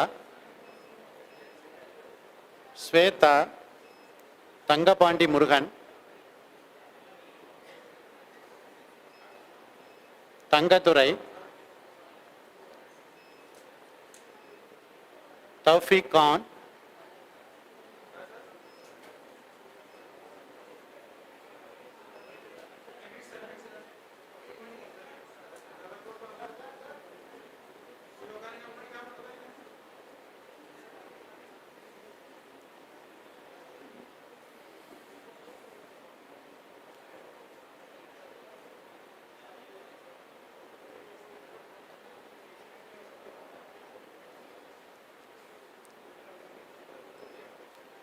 Vasuki,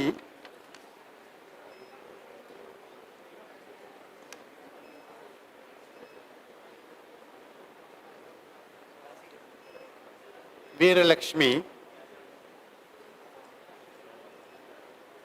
Velmurugan, Vijayasri, Vimala,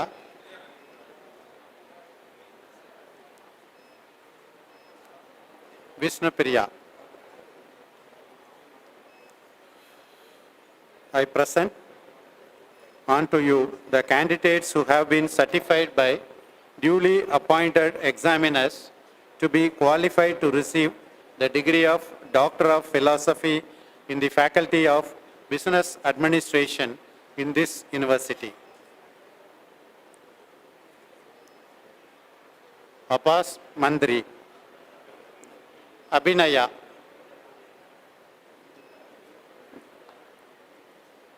Abraham Pradeep, Alaguturai Pondian, Ammu Priyadarshini,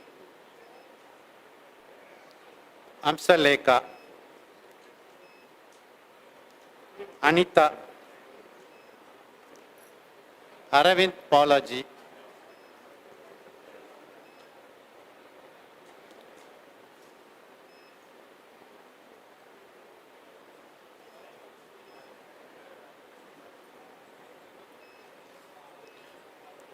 Arivananda Pandian, Arun Pandi, Asha,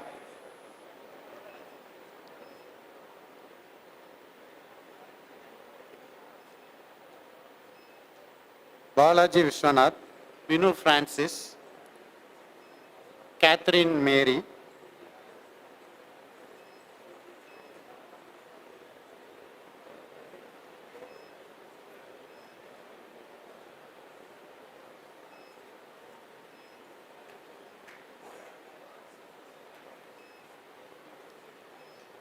Ganesh Kumar, Gopi Krishnan,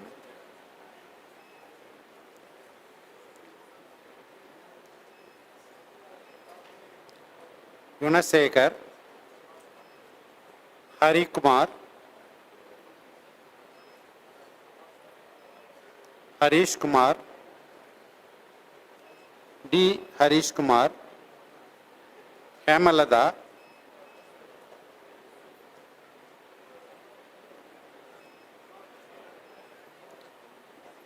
Ilayarani, Indumadi, Janak Lori, Jerina,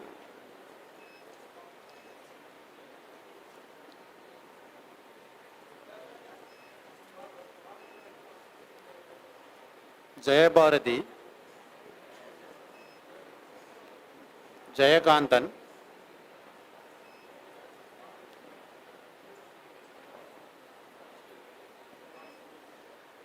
Jeans Ferrero, Jalastian Irudayaraj,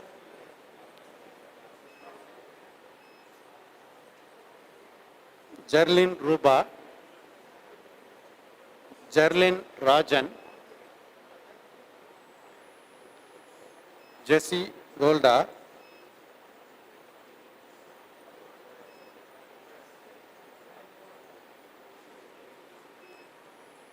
Jaya Rajashekar, Jins George, Jodi,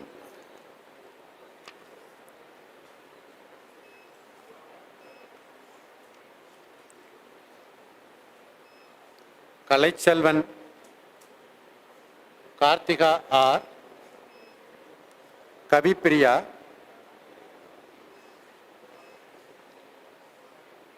Kubendran, Kumararajan,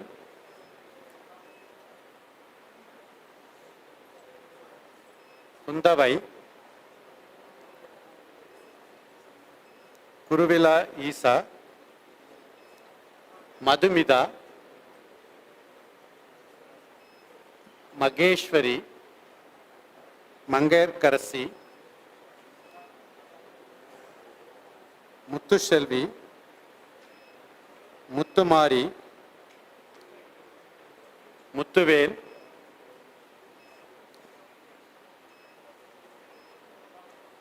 Nair Sumita Vishwanath, Naveen Vannan,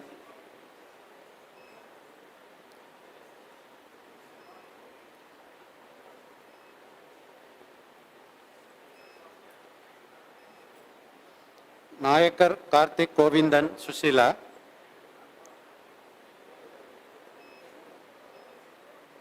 Padma Kumar, Pandi Raja,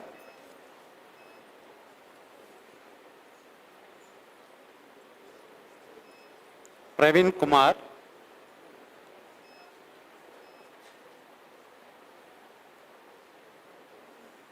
Peter Ravi Kumar,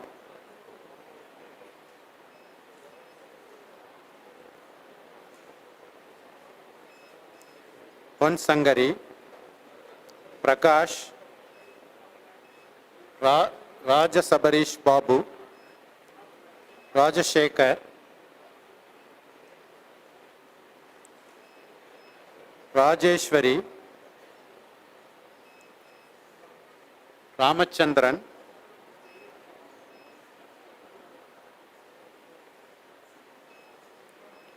Ramesh Kumar,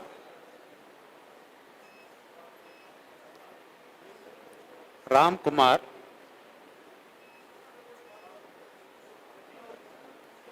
Ravindranath, Sangeeta,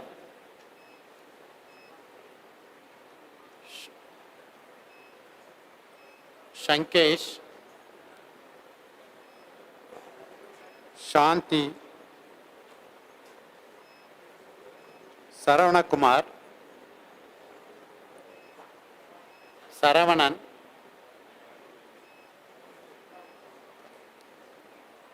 Sneka, Seema Tevar,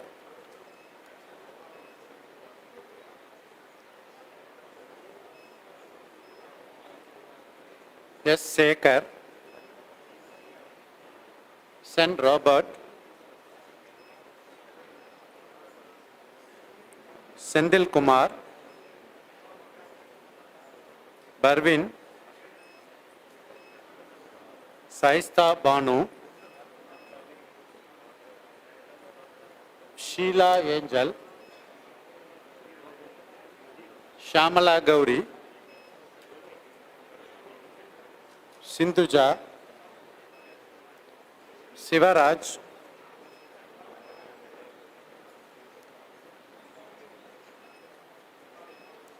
Siva Subramaniam,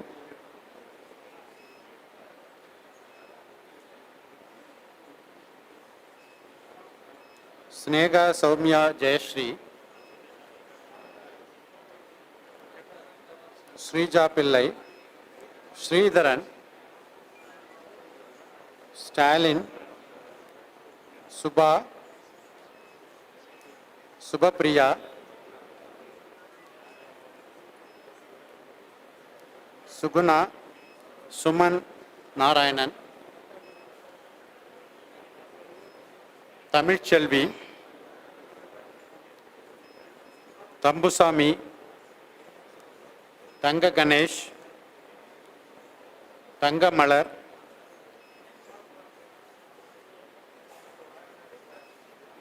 Turinyana Samandar, Uttara Sundar, Vashavambal, Venkadachari, Vijay Malik Raj, Vijay Anand, Vishnu Ram.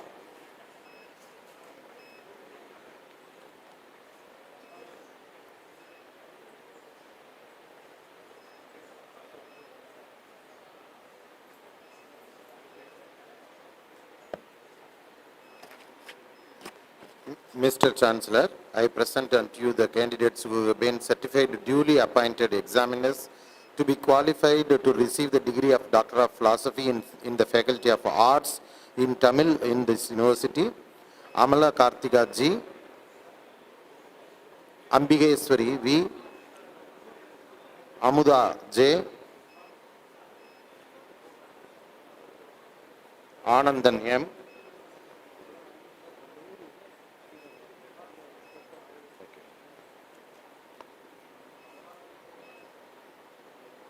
Balaji G, Balamurugan P, Chandrasekhar A,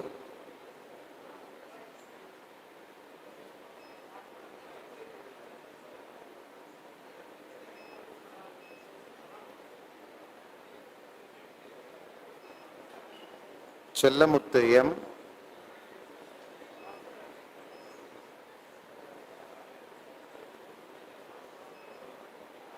Chitra Devi M,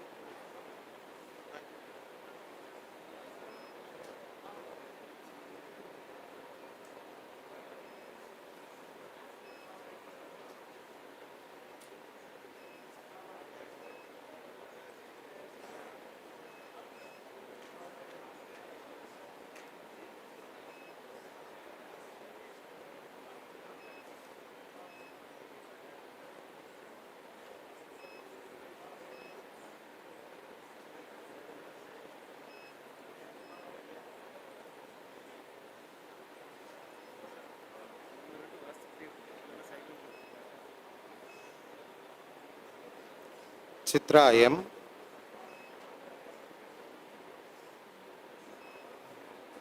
David A,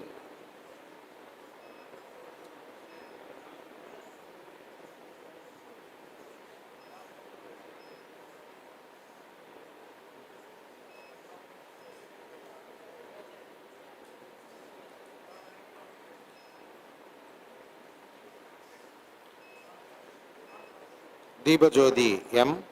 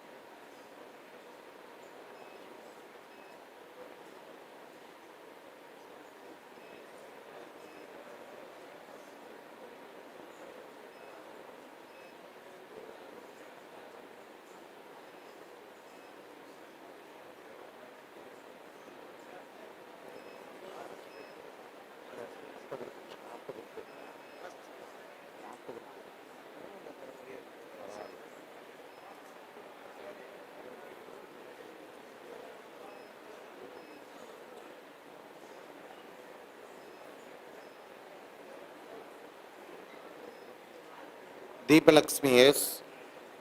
Devi K.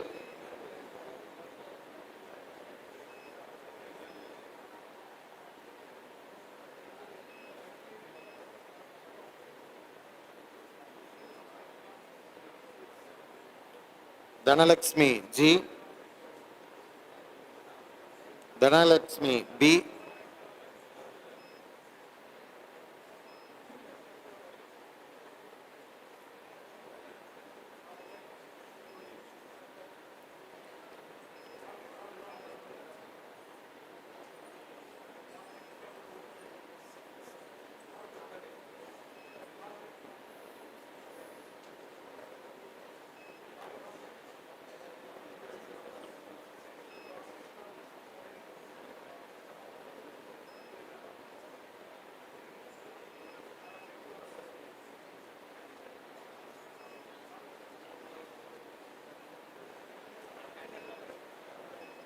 Dhanalakshmi S.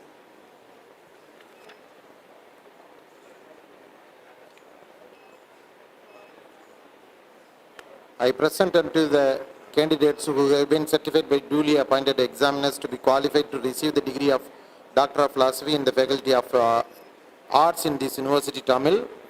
Ganesan A, Ganesan M, Ganeswari P, Indra Mary S, Jagannath S, Jansi P, Jiva A, Jagadisan A,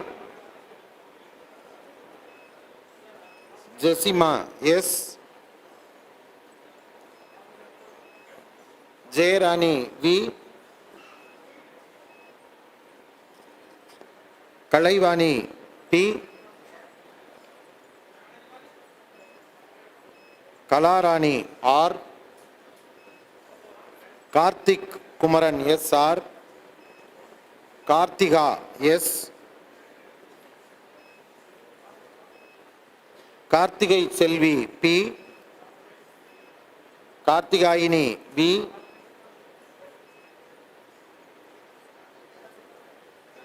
Karnanidhi M, Kritika M, Kogila P, Maheswari D, Manogarammal C, Mariswari V, Mekala P, Mohammad Rafiq R,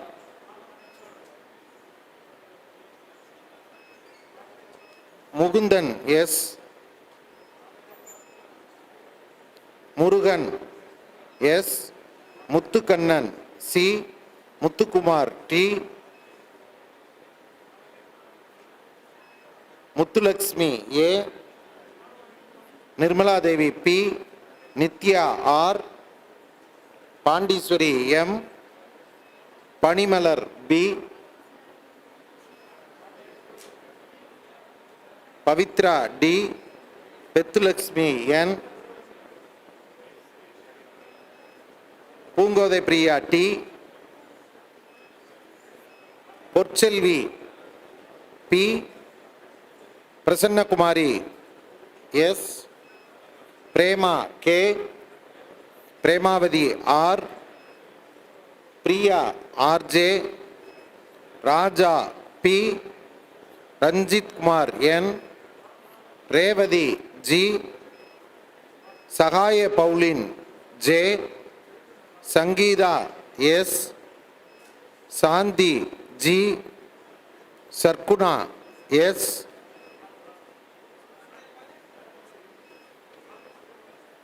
Sendraya Perumal S, Sengol Mary M,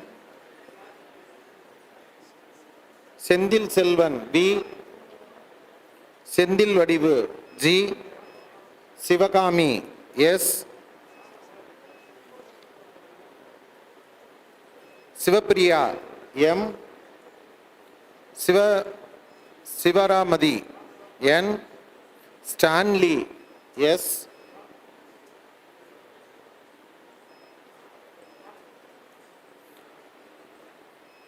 சுகந்திர Vanitha S, Tamilarasi S, Thiruselvi C, Uma Maheswari KG,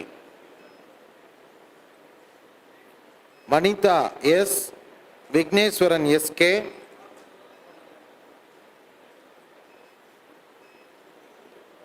Vijayalakshmi S, Vijayapriya R, Vijayarani D, Vimala M, Pattammal S. In the subject of folklore, Pattammal yes. Agnes B. Christabel in the subject of Christian studies.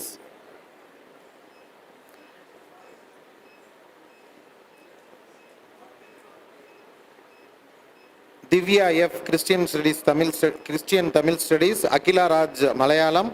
Ammu's baby Malayalam. Leja VR Malayalam. Saji Kumar Malayalam. Hira Rajendran, Linguistics, Jayachandran B, Linguistics, Kanagavalli G, Linguistics, Mala Priyadarsini, Linguistics, Malay Moli, Linguistics, Rega, Linguistics, Saranya, Linguistics, Tirumagal, Linguistics. The following candidates have completed in the subject of English: Aarti S, Ambedkar Raja S, Amuda P, Ananda Vaishnavi S, Anand J, Anand Lakshmi G, Anisa Purani T A, Anushri E,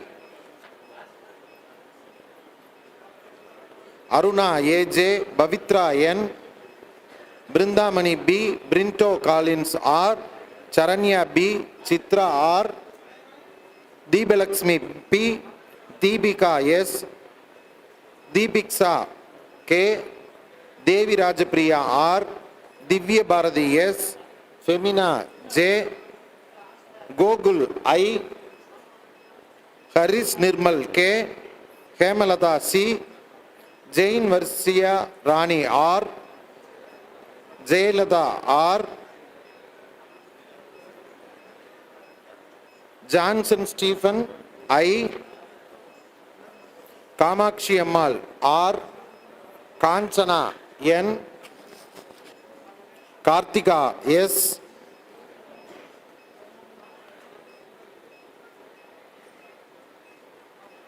Kayalvili G, Leelavadi R, Lekha M, Mahalakshmi R, Maharajan S, Mariswari V, Margaret Karunya R,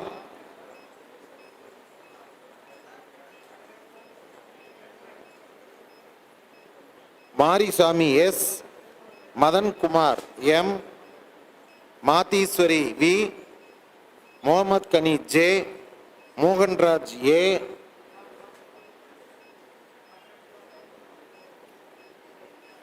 Murthy N, Muniyandi C, Naga Jayakumari M,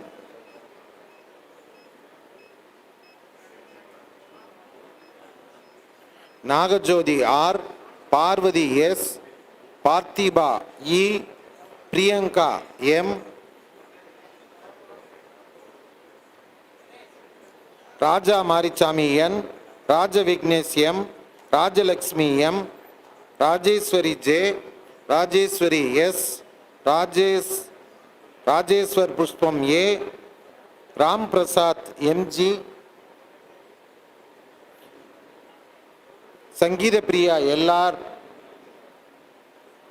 Saranya C, Saranya I, Saravana Kumar J, Saravanan M, Sasi Devi D, Sasikala A, Sita Selvam E,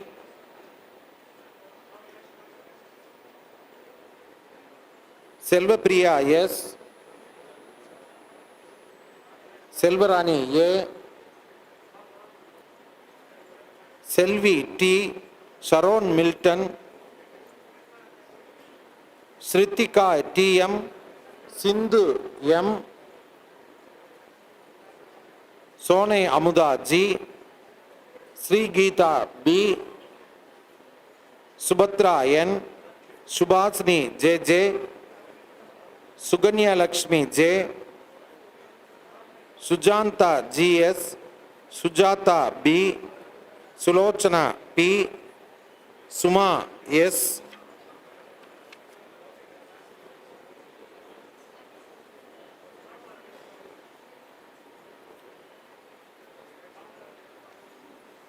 சுயமரியாதை N, Thenmozhi N, Vanathi A, Vidya K, Vidyakumari V R, Palammal C, Amudha, ஆசாராஜன்,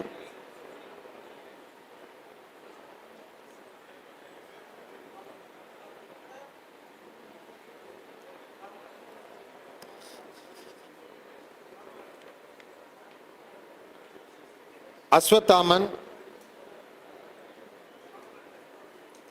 In the subject of history, Amuda, Asharajan, Aswathaman, Bharati Raja A, Deepa C, Gajendran A, Godwin Jani T, Jebasiani J, Kannaya K, Kayalvili P, Malarmani R, Manimaran K, Moses SS, Nagalakshmi G, Pandiswaran C, Praya R, Rajagopal S, Rajamaidin O, Revadi R, Sahai Mary S, Sendamarai C, Sendur Pandian S, Sriveni Devi D, Subbaya SP, Sumadi T, Usha P. In the subject of tourism management, Balaji A.R., Freddie T. Lewis, Ilango M., Isaac Joel Graham, Matthew T.P., Obed Jackson R., Prakash C.M., Ramesh R., Satish Rao A.B., Selvam K., Sendil Kumar S., Sneha N., Srinivasan P.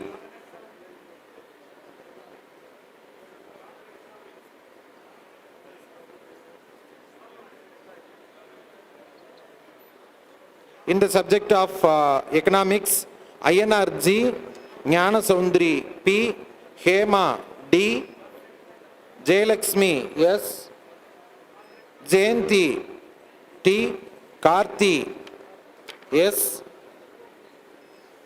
Kavita Mary, Kuppuswamy P, Macharaja P, Manikam P, Manjula M, Muhammad Hidar Ali P, Muthuveeran P, Nagarajan T, Nagendran K, Nagendran M, Nargis Begum SM, Nityabala B, Palanichami P, Rahul Gandhi B, Raja P, Revadi G, Saraswati R,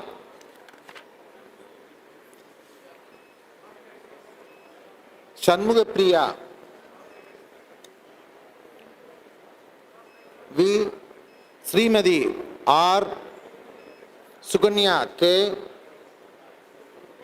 Suresh M, Swarnalada V, Tamilarasan M,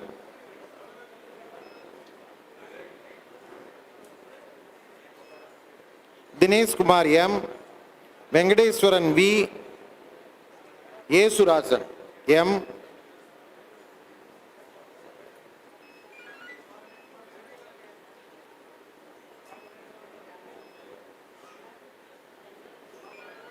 In the subject of social work, Bojaraj D. Nishant M. In the subject of sociology, Abhirami S. Karunya Devi N. Rajendran K. Subha J. R. Vasistha G.B. In the subject of political science, Satappan E.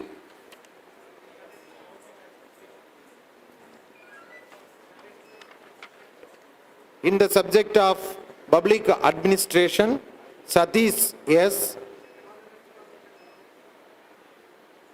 In the subject of journalism and mass communication, Devendra Prasad Maji and Pravana Kumar R. Rai Thomas PX, Rupa P. Smita EK, Sonichan Joseph. In the subject of philosophy, Devadas R. Prince Ernst W. In the subject of Saiva Siddhanta philosophy, Manikam M. Pramod. And in the subject of Gandhian thought, Amuda A. Srinivasan V.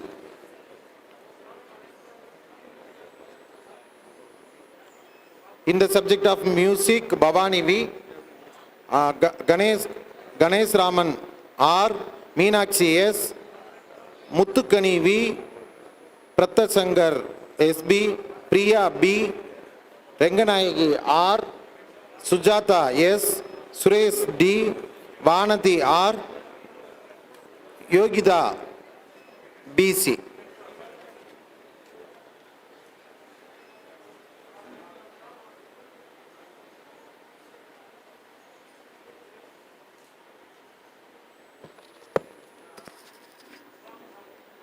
I present to you the prize winners and the Faculty of Science in this university.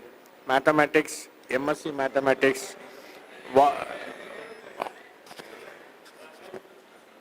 Venkateswaran, Anuja,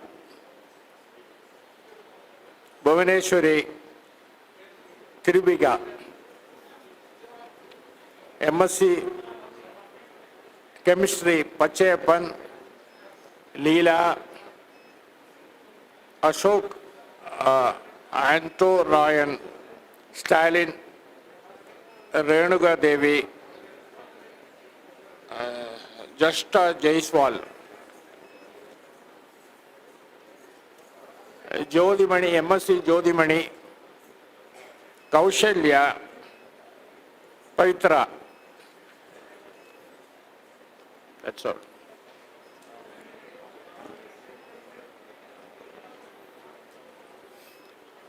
So this is Dr. M. Varadarajan Memorial Endowment Prize for going for Deepika AS, and in Environmental Science, Dr. Muthu Subramanian, Professor of Energy and Environmental, Manivila Endowment Prize go to Ukita Vijayakant, and in Mathematical Economics, Dr. T.P. Meenakshi Sundaranath Endowment Prize go to Praveena K, and 10th Indian Econometric Conference Endowment Prizes go to Tangapandi R, School of Economics, Madurai Kamaraj University, under Computer Science, Iraimani E.A. Jibudan Endowment Prize, and Professor S. Krishnamurthy Memorial Endowment Prize, and Professor G. Armugam Endowment Medal goes to Lakshmi Preeta N, Department of Computer Science, School of Information Technology, MK University. Professor G. Armugam Endowment Medal go to Magarajoti K. NMS CDML College, Madurai, and in the category of MCA, JP Tangamuthu Gnanasundaram Endowment Medal goes to Meena Bihai M, Department of Computer Applications, MKU, Tirumadi K. Tirupura Sundari Memorial Endowment Prize go to Revati MB, and M Library ISC Professor CV SV Chitrababu Endowment Prize, and Tirupi Kalyanasundaram Endowment Prize go to Meena Priya Darshini, School of Information Technology, Madurai, and BLISC Nulakandi A. Tirumalai Muthuswamy Silver and Golden Jubilee Prize, and M. Varadarajan Memorial Endowment Prize and Tirupi Kalyanasundaram Endowment Prize go to Nitya D. Jacob Memorial Christian College, Dindikkal, And in the case of BSc Restructured Mathematics Part 3, Mr. M. Varadarajan Memorial Endowment Prize and M. Bala Venkatachalam 60th birthday commemorandum prizes. 2 numbers go to Mathumita S. SBK College, Arupukottai, and Part 3 Physics, Dr. M. Varadarajan Memorial Endowment Prize, Dr. M. Bala Venkatachalam 69th birthday, and Lalgudi Yogaram Viswanathan Prize go to Neveda RM, Rajapalayam Raju's College. And in the case of chemistry, Dr. M. Varadarajan Memorial Endowment Prize, Sri M. Bala Venkatachalam 69th birthday commemorating prize, and the principal Fatima College N. Sakuntala Endowment Prize goes to Vaishnavi M. VPMM College for Women. And in the case of BSc Zoology, Dr. M. Varadarajan Memorial Endowment Prize and SM Bala Venkatachalam 60th birthday memorial prize goes to Ajay Krishnan S. APA College of Arts and Culture, Palani. And in the case of botany, Dr. M. Varadarajan Memorial Endowment Prize, Dr. M. Bala Venkatachalam birthday prize is go to Sarojini S. And computer science, Adinadar College of Arts and Science Silver Jubilee Endowment go to Muthumina M. And MCOM Dr. T. Meenakshi Sundarnar Endowment Prize, and SV Chitra Babu Trimadike Tirupura Sundari Endowment Memorial goes to Samuel and Karthika V. BCom Rabi Bashriya S. in Dindukkal. And in the case of Lions Club of Madurai, Central Prize is go to Agilandeswari Madurai, and Sitkami Trust Endowment Prize and Tirumadi K. Tirupura Sundari Memorial Award go to Hemapriya in Madurai Kamaraj University. And MBA Manimala C. and Revati K. Nareshan Banu and Satyamurthy R. Ahmed Amalakani. And in the case of MA Tamil, Krishnaveni and Sivaramakrishnan S. And Chittarlas Babu go to Varadarajan Memorial Endowment Prize. In the case of linguistics, 15th All India Conference of Linguistics Madurai, 19th Endowment Medal go to Arulmani AS, Department of Linguistics, Madurai Kamaraj University, Madurai.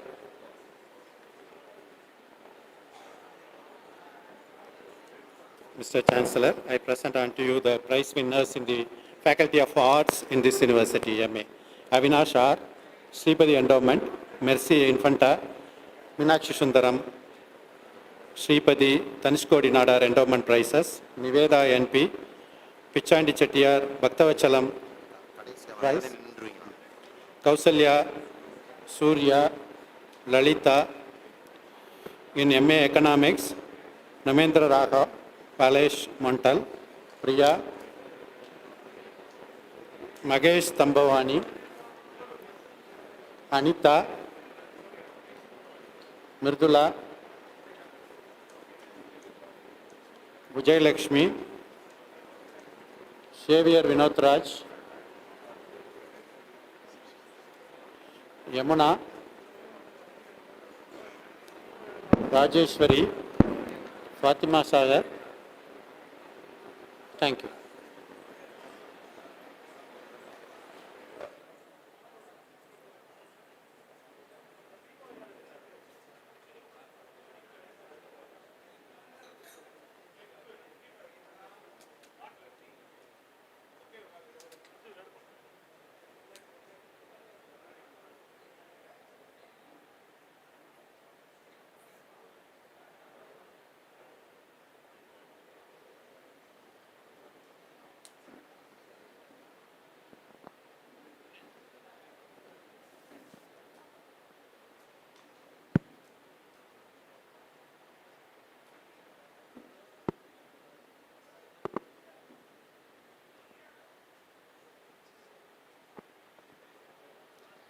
Let the candidates stand and take the pledge.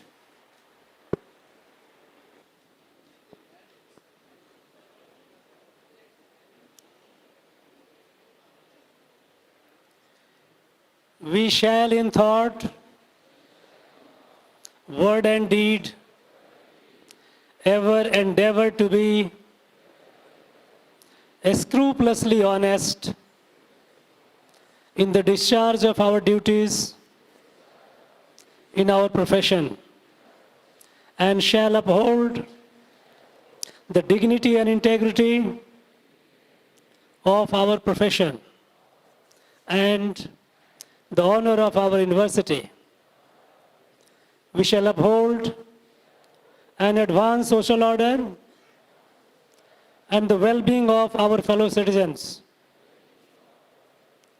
and shall devote all our energy to promote the unity and integrity and the secular ideals of our country.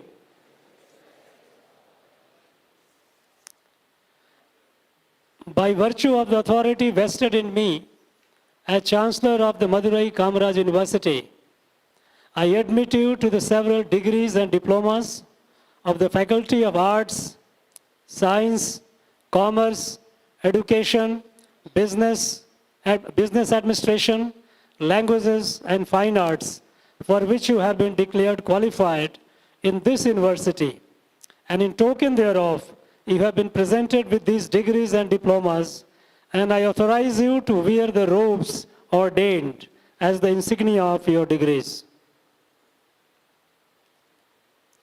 Let the candidates be seated.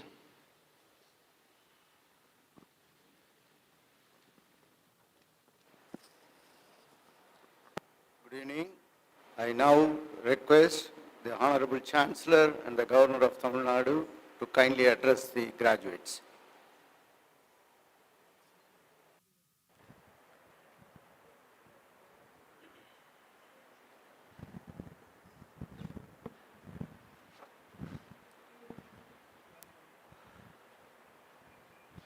Thiru Dr. L. Murugan,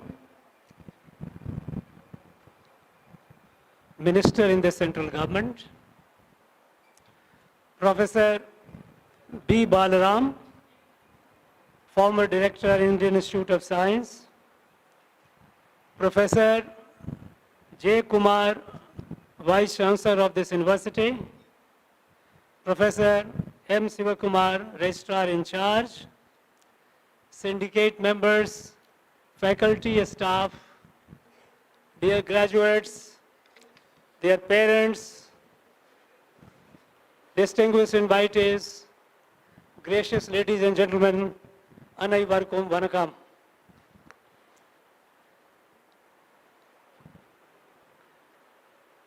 In സന്ദർഭത്തിൽ ഒന്നു പട്ടം petrol അനൈത്ത് മാനവ മാനവികൾക്കും എന്നുടെ നല്ല വാർത്തകൾ தெரிவித்துக்கொள்கிறேன். உங்களுக்கும் உங்கள் குடும்பத்தினருக்கும் மற்றும் உங்கள் நண்பர்களுக்கும் இந்த நாள் மகிழ்ச்சியான நாளாக அமைகிறது. நீங்கள்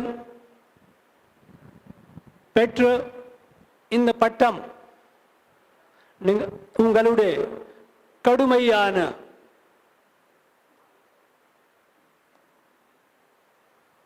உறுதியாலும் கிடைக்க பெற்றுள்ளது.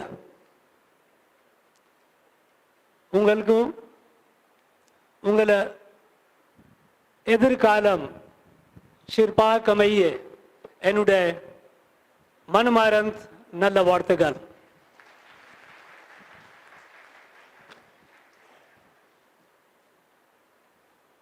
Friends,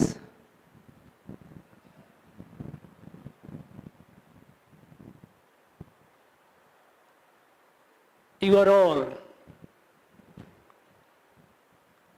you deserve all the congratulations,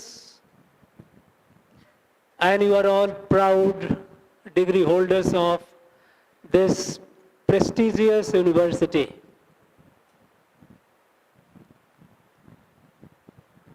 But while we are talking about this prestigious university,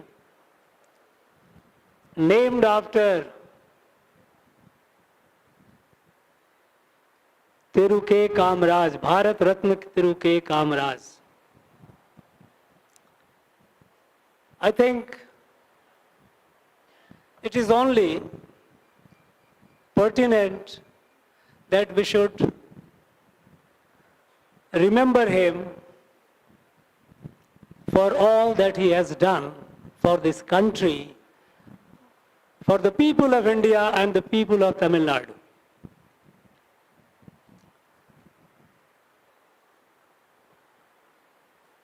Thiru Kamarajar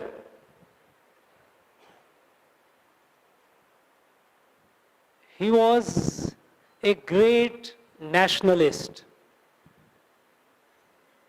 coming from a very humble background, rising to be the jewel of India, Bharat Ratna. His life is a lesson, is an inspiration for all of us.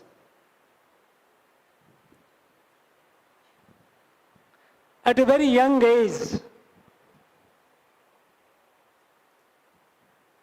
he was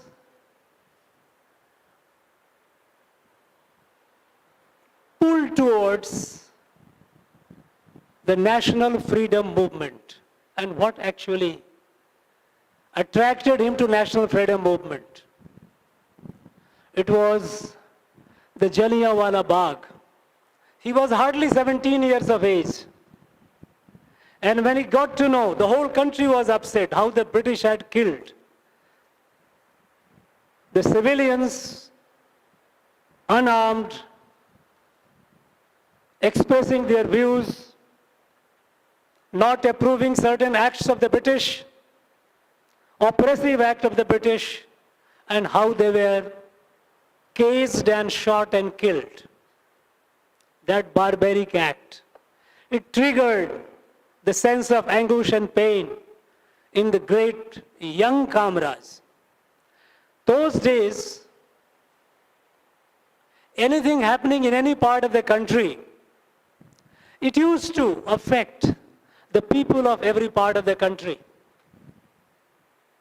We know that when in 1905, when the British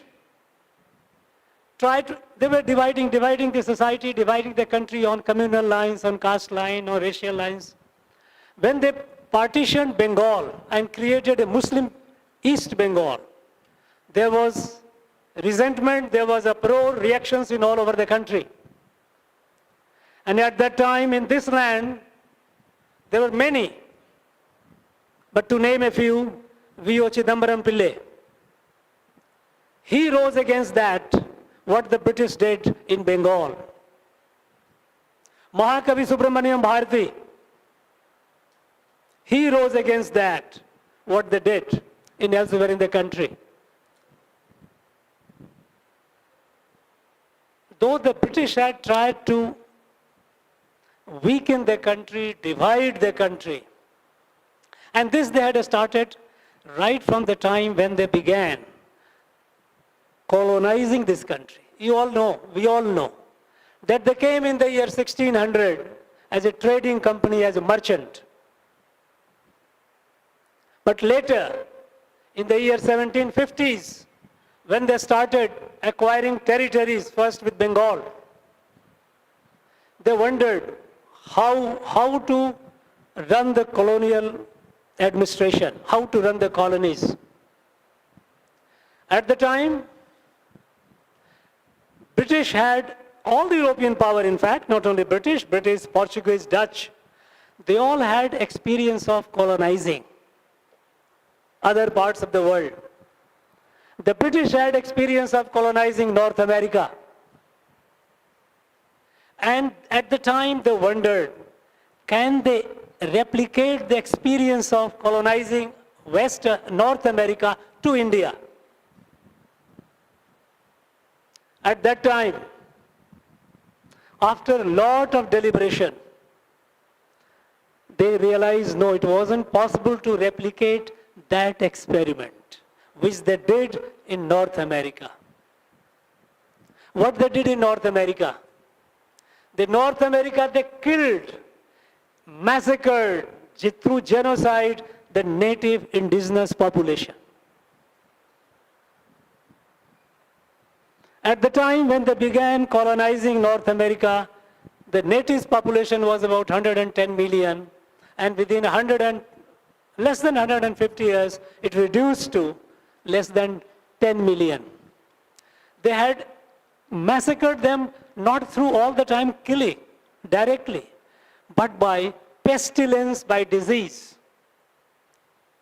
They spread a smallpox-infested blanket among their villages in their colonies of the natives, and the people died in thousands and thousands. That is how they had killed and colonized North America.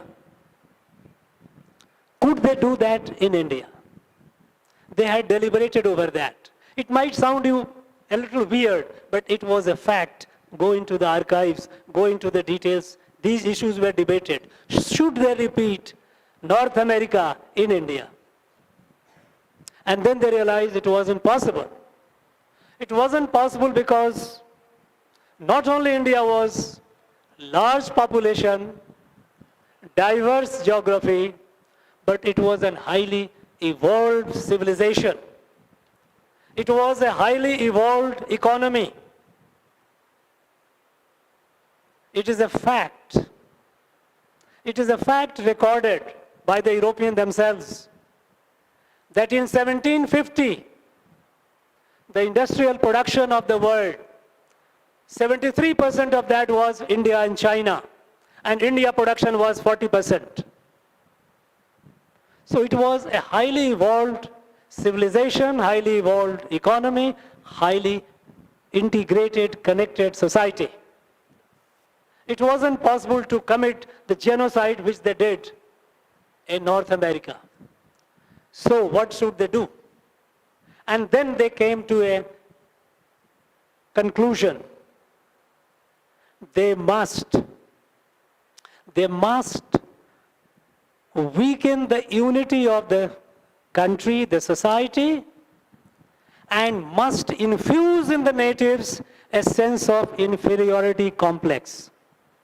To kill the swa, the sense of selfhood among Indians. It was not something which is somebody's imagination. This is there. You are all scholars. You go into the archives, you will find right the debate that happens right from 1770, because 1755 was the first when Lord Clive had captured Bengal. And this debate started how to colonize, how to run the colony in India. Very interesting communication. And there was at the time Professor Adam Ferguson. Since you are all from academia, I am quoting. Professor Adam Ferguson from Edinburgh. Those days there were 3 centers of learning in UK. Oxford, Cambridge and Edinburgh. This Professor Adam Ferguson was advisor to the British government on colonial affairs. It is there in his letter, recommendations. You can read it. You cannot replicate your experiment in North America. You cannot kill the people of India. You cannot break this. It is well integrated, highly evolved. And so, the alternative was to sustain the empire, weaken the unity of this country, and destroy the economy. It is on record, you see, it is there in our Madras archives. You don't have to go to British archive. And I urge you all to take up the researches. When they came, the 1600, when they came to India for trading, one of the first technology that they learned from India, they saw it and they admired. That was how to make this waterproofing of the ship. India was long before a great maritime power. We know the adventures of our great Cholas. British ships coming to India, they had to stop in between for maintenance because their bottom of the ship was not sustainable. It used to leak, posing serious threat. So how to waterproof the bottom of the ship? And this they learned from here, the Cholas. And having learned that technology, they took about 10 years, they brought their experts took the technology, how to, and how to do, and the know-how, and the chemicals that is needed for waterproofing the bottom of the ship. Then they killed the industry here. Systematically, they killed one after another all the industries. They destroyed the education system. The first was 1802, Peel's Act. The Peel's Act was first designed to destroy the indigenous education system and to bring about their system of education with rote learning and the people who could be worthy of serving as a servant of the company. They also brought another category of people, what we call anthropologists. By the way, those of you who have studied anthropology and those who teach anthropology, you should be knowing that there is no anthropology for the white people. There is no anthropology for the Caucasians. Anthropology was invented as a discipline to study the people of the colony by the colonizers. And when they started studying not merely to know the people, but also to divide the people. The minor differences, the way one wears the dhoti, the way we eat the food, the way we talk, the way we sit, the way we greet, on those minor differences, they started creating communities. And they vivisected the society. Those of us who study anthropology today, we rarely realize the beginning, the genesis of anthropology. Anthropology was a discipline created by colonizers to study and divide the people of the colony. And as a part of that anthropology, they also created the theory of race. The theory of race was invented by the British. And of course by the Portuguese too, Portuguese and Dutch. And it was part of that theory of race that they started dividing the people. And when the fire of freedom, it started spreading over the country, they started playing their games. They started telling the people of the Northeast, no, you are not Indians. You are different. And all kinds of stories. Well, Indians will not let you, some of them will not let you beef, some of them will not let you eat pork. India is a dangerous place. Divide. Different places, different stories they started telling. And here, they had created a lot of literature that Dravid as a race, we all know, go through the ancient geography of India. It is the Vindhya region running from west to east. This region, the land south of Vindhya was called Dravid, land north of south was called Aryan. And these lands were again subdivided in 5 zones, Panch Dravida, Panch Aryan. It was a geography that turned it into a race. And when the freedom movement started, when they started weakening the movement, the British started weakening, they launched a movement here. I urge upon all of you to go and study. Don't get carried away by the literature which are available in the market. Go to the archive and see how the British encouraged and fueled and funded those who started taking a different line from the national mainstream political movement. It was in that background that a towering personality like Kamaraj stood up like a rock. And he stood, he could see the game of the British. And he took the leadership of the country, the leadership of the National Freedom Movement, along with Mahatma Gandhi and many other leaders. After the British left, what all he did for this place? Radical education reform. The way he took schools to villages, nobody did. We all take pride in our education system here, but who laid the foundation? It was Kamaraj. In the field of agriculture, he brought more than 200,000 hectares of land under irrigation by building dams and canals. In terms of industry, he brought several industries, some of them, one can say, Neyveli, lignite, Bell. He brought IIT. Do we know that IIT in Madras was brought by Kamaraj? Such a great nationalist. And I feel proud and humbled to be in an university and at a place named after this great man. Let us pay tribute to him, remember him, what all he did. Often in the flux of the modern, flux of the time, the flux of the politics, flux of the vested interest, we tend to forget what we are enjoying today. The prosperity that we are enjoying today, whether in terms of education, whether in terms of industrialization, whether in terms of agriculture, in terms of infrastructure, the foundation stone was laid by this great man. Friends, you are all those who got your degrees today, you are entering a life. Technically, you will cease to be a student. Actually, one remains a student all through the life. But technically, you are entering life. You will be raising families. You will be doing jobs, earning livelihood, and move on in life.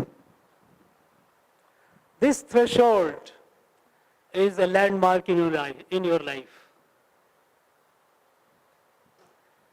I urge you to be confident. I urge you to be bold. I urge you not to be risk averse.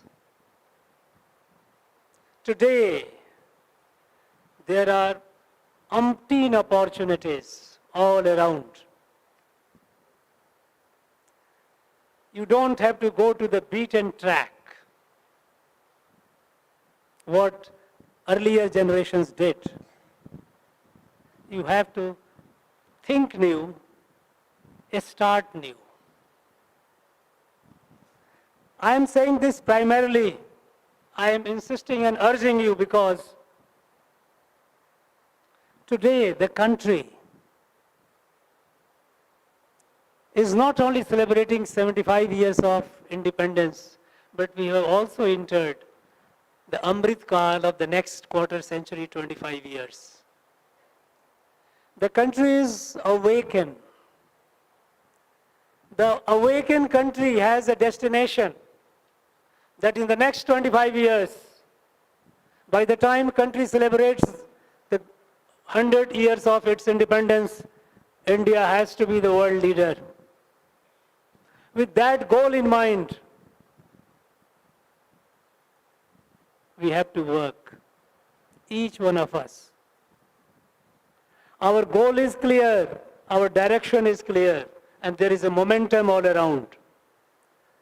And this change, taking it to the world leadership, who will do it? It is the youth of the country. It is the youth. Prime Minister often banks on the youth. You are the builder of the new India.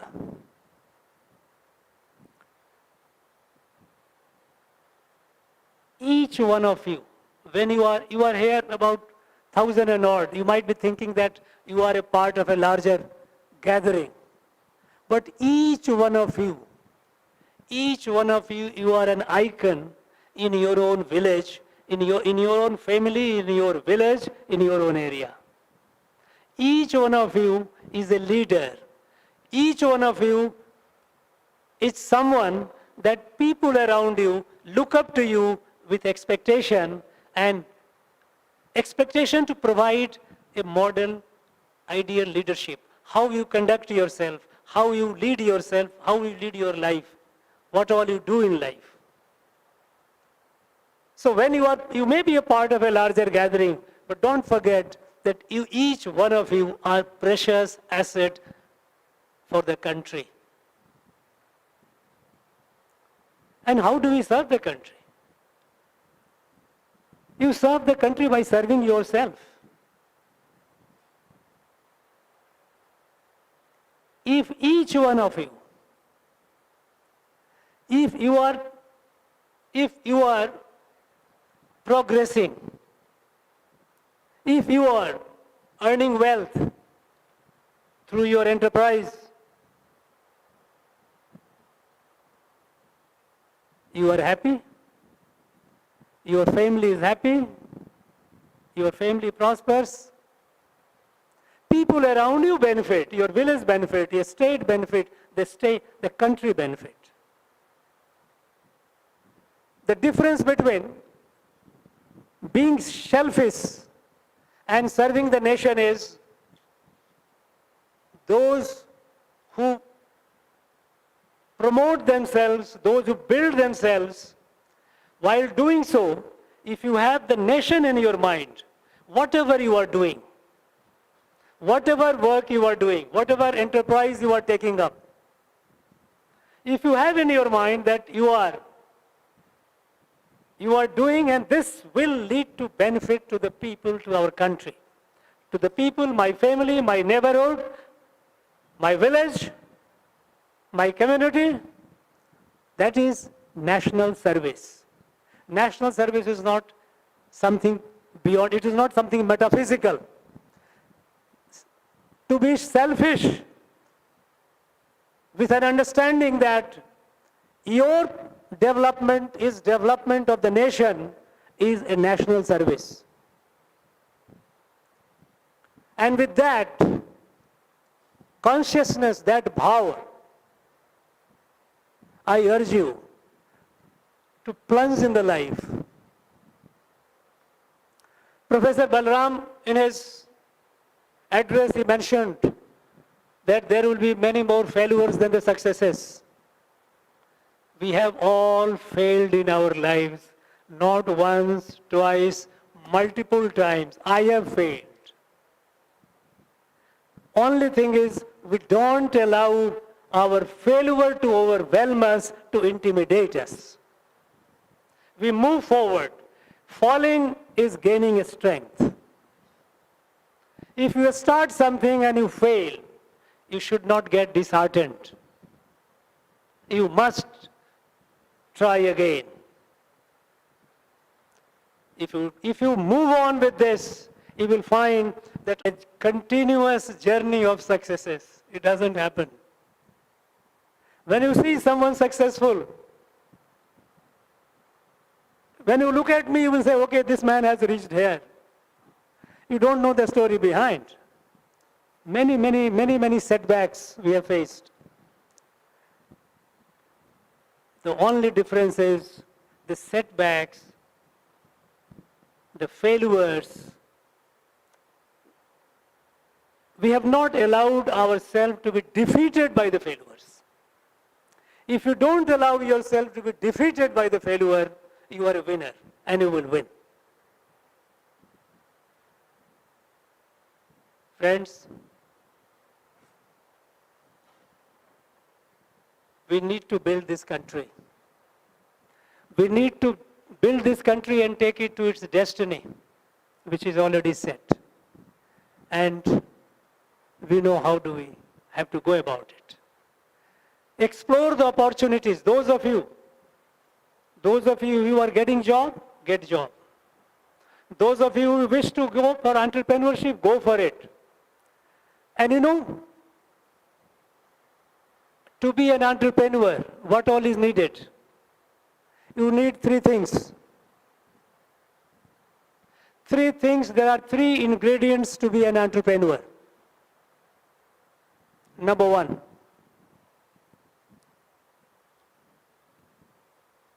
the know-how. The know-how, how to do, if you want to do something, how to do it. For know-how, there are many centers, many places from where you can get the know-how. We have in the state, but at the national level, we have Niti Aayog. There are various cells. It is available, it is there on the net. And if any of you choose, if you wish, if you feel that yes, you need the help, send me a mail. I will tie you up with the right person who will tell you about the know-how. Second is capital. When you want to do something, you need money. There are today multiple sources of capital. You just go on the internet, it will tell you a lot. Even Niti Aayog will guide you. The financial institutions, including banks, they will tell you how you get easy capital if you want to be an entrepreneur. So know-how and capital. But most important is the will, the motivation. That you have to have. The will and the motivation to do something new. If you have the will and motivation, and I urge the Vice Chancellor to have some such courses here, motivational courses for entrepreneurship. We have incubation center, fine. We need to have motivation centers where we need to motivate our young minds, young brains, sparkling minds to go for something new. All these three ingredients are available: know-how, capital, and motivation. Motivation, those of you who lack it, you must have it. You see how around. You look at this. In our country in 2014, we had hardly 400 startups. Just merely, not even 400. This May 2022, we have crossed 70,000, 70. These people are, who are these people? These are people like you, young men and women who are making the difference. And startups, wonderful, wide range, from agriculture to ocean, to pond fish, to a space, wide range. Our young people, young men and women, brave young men and women are working and taking the country forward. We have already crossed over 100. In the unicorn, we all know what is unicorn means. And a startup, when it becomes worth $1 billion and more, it is unicorn. We have already got the 100th unicorn about a month back. A country changing fast. There are a lot of positive vibrations. We must be in sync with it. We must move forward. And here, when I see, right from the time when I met and had the photograph with the medalist, and then the degrees that I distributed, and Vice Chancellor gave the report, I'm pleasantly surprised, I'm delighted in fact, that today women degree holders are more than the men.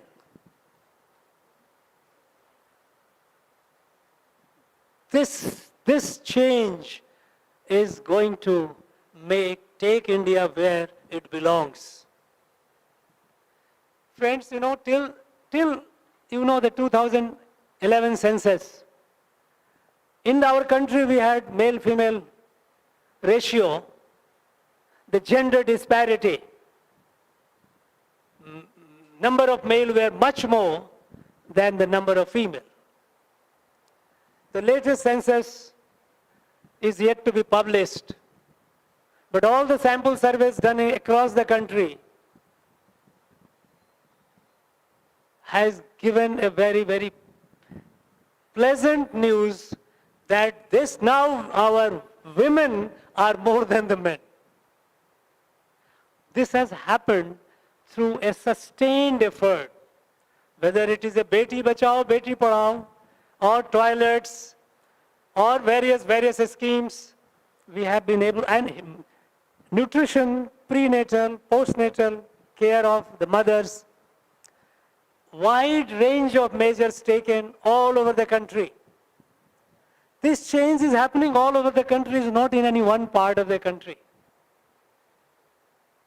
This change is happening all over the country because the way we look at the country has fundamentally changed.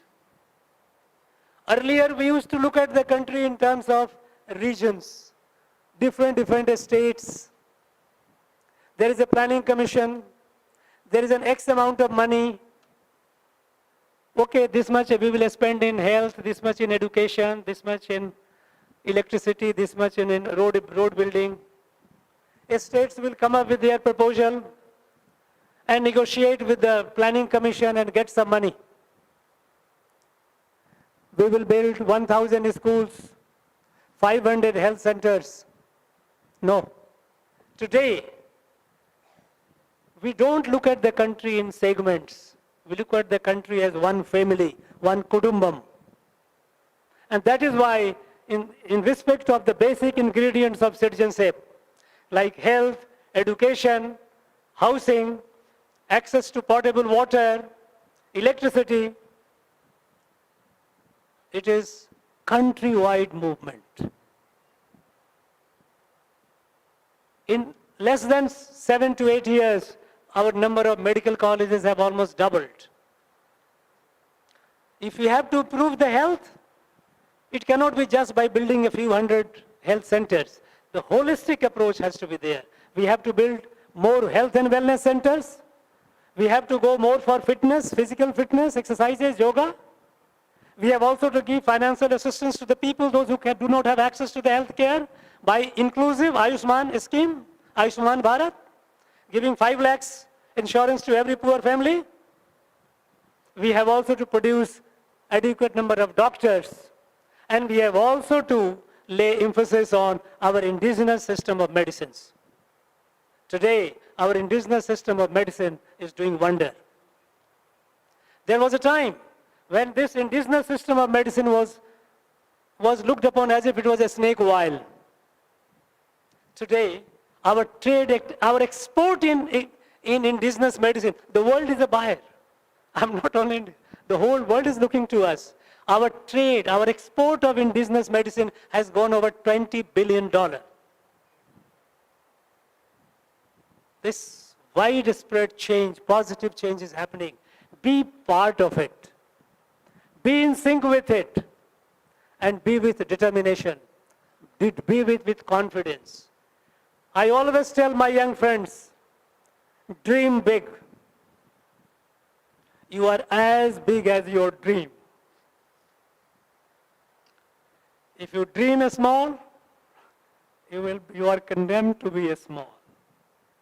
If you dream big, you will rise, you will be big. Dream big. Work hard to achieve your dream. Nothing comes easily. A lion has to hunt, a tiger has to hunt to feed. We have no gain without pain. Work hard with focused determination to achieve that dream. And third, the most important is never lose confidence in yourself. We are all, there is no difference between any of us, we are all similar. It is your confidence in yourself that makes the difference, that changes the course of your life, and that takes you to different diverse destinations. Confidence in yourself. You will have problems, you will have obstacles, you will have difficulties, but the beauty in life is to overcome the difficulties. Gold glitters only when it is put to fire. Difficulties and challenges should not daunt you. Failure should not overwhelm you. Failure should not intimidate you. Have the confidence in yourself, the belief in yourself. And when it comes to self-confidence and the firm determination, our great Tiruvalluvar, he says, NAA in young eduva, NER, Tinniye Rag Perin. If you are NEA in young eduva, NER, Tinniye Rag Perin. If you have the determination, nothing is beyond you. You can achieve it. My friends, my young friends especially, once again, I wish you all the best in your personal life, your family life, your academic life, in your social life, wherever you are. Rise, sky is the limit, moon is your target, moon beyond the moon is no longer, we have gone beyond the Mars, go beyond the galaxies. Wish you all the best. One, Nandri, Vanakkam.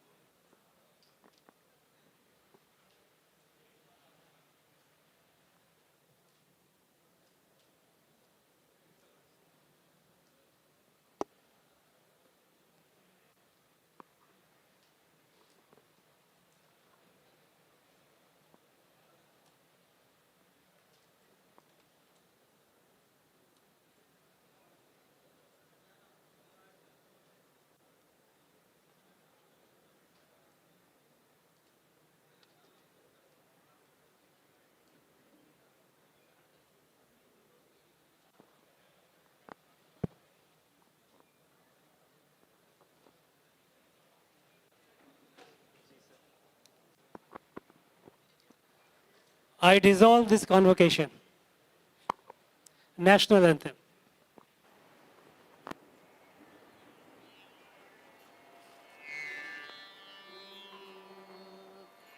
जनगण मन अधिनायक जय हे भारत भाग्य विधाता पंजाब सिंधु गुजरात मराठा द्राविड उत्कल भंगा विंध्य हिमाचल यमुना गंगा उच्चल जलति तरंगा तब शुभ नामे जाये तब शुभ आशीष माहे गाहे तब जय गाता जन गण मंगलदायक जय हे भारत भाग्य विधाता जय हे जय हे जय हे